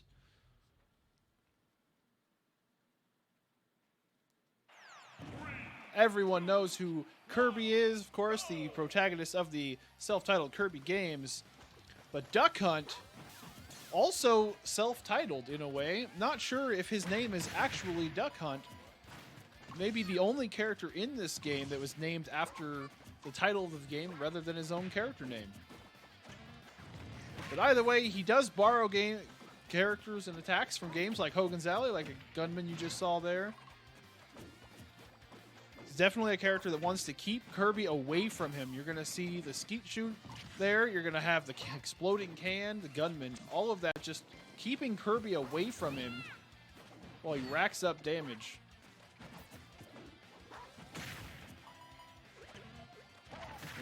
He's a very strong zoning character, while Kirby, of course, wants to be in close.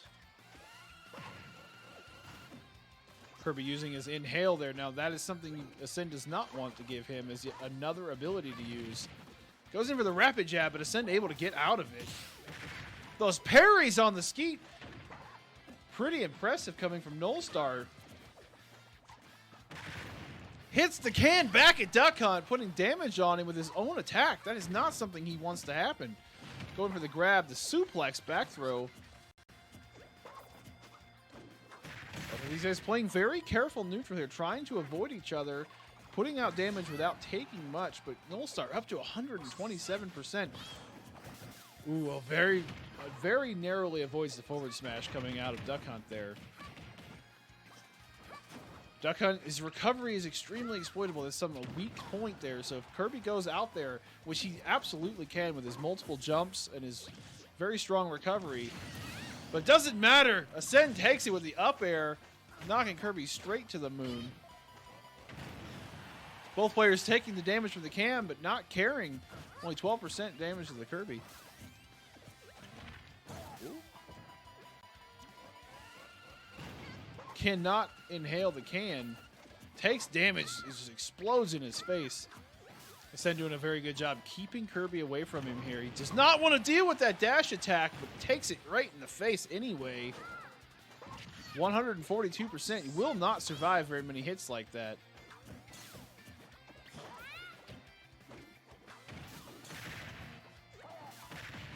Goes in. What a beautiful hit on the can, knocking Duck Hunt and the can back together to explode. Evening up the stocks, but still at an 80% deficit. It's not where he wants to be right now.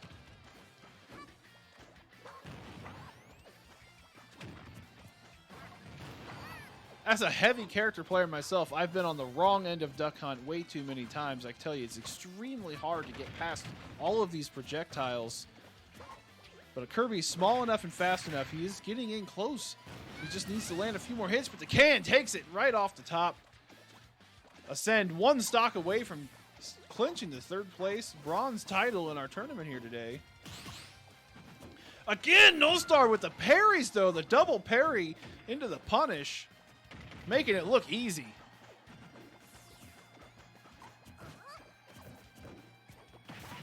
Ooh, eats the forward air for a forward smash for his troubles. Ooh, we've got the Thwomp coming out. Haven't seen him use that down special as often this match as you would otherwise expect from most Kirby players. Oh, and it goes almost too far, but able to bring himself back. Again, Kirby's multiple jumps and his very high recovery. Able to save himself. Avoids the gunman just by running through. Tries to trade with the skeet, but is unable. Takes a little bit of damage there, but the up smash just raw out of nowhere. Takes that stock and evens up the game. Nullstar back in this. At this point, it's anyone's game. Laying out the damage here.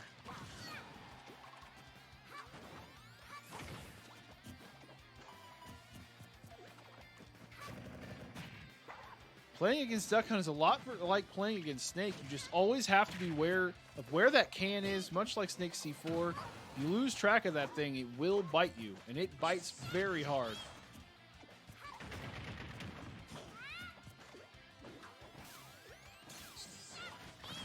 Goes for the recovery mid-stage and isn't punished for it. Able to hit with the blade beam. Rapid jab getting him off the stage here. Just getting rid of the can. Doesn't even want to deal with it. Able to land with a thwomp, but still gets grabbed for it. Ooh, coming from below the stage.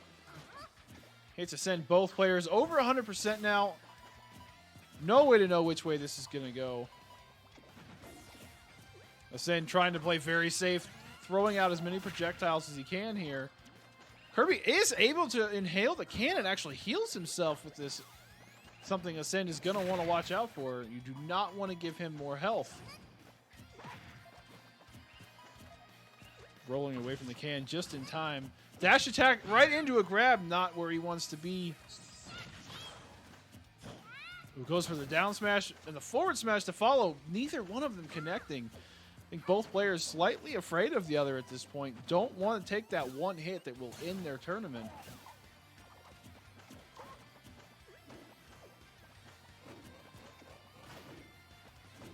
Back and forth, very methodical neutral here. Just charging the forward smash, daring him to come close. Ascend, knowing better, stays away. Gets him with the recovery, but the up B not enough to kill.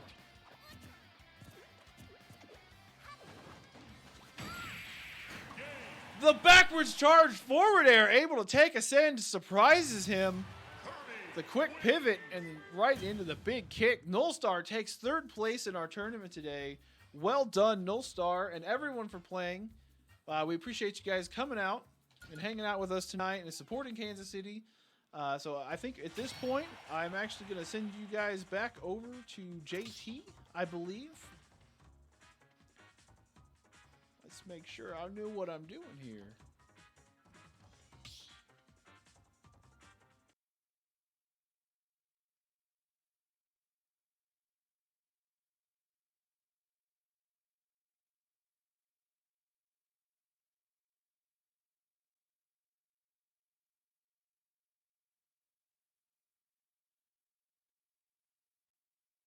That was incredible there from Lloydstar and from Nullstar and Ascend there. Lloydzilla on the call there. Thank you so much for that, Lloydzilla. You can check out his Twitch channel at twitch.tv/Lloydzilla. That's Zilla with 3 L's. So technically 5 L's in his entire name there. Twitch.tv/Lloydzilla. Thank you so much for providing that Smash coverage there. And thank you guys so much for hanging out with us tonight. We've had an incredible night already, just from the auctioneer, like over $2,400 donated so far, guys. This has been an incredible night for the Kansas City COVID-19 Response and Recovery Fund. All this money staying in the region here to those that need it the most. You guys have been absolutely incredible tonight. I have been your host, JT Displays. You can catch me on Twitter, on Twitch as well, rather, at twitch.tv/JT Displays. The auction is closing on Thursday, May 21st. So make sure you get your bids in for that one. You still have some time.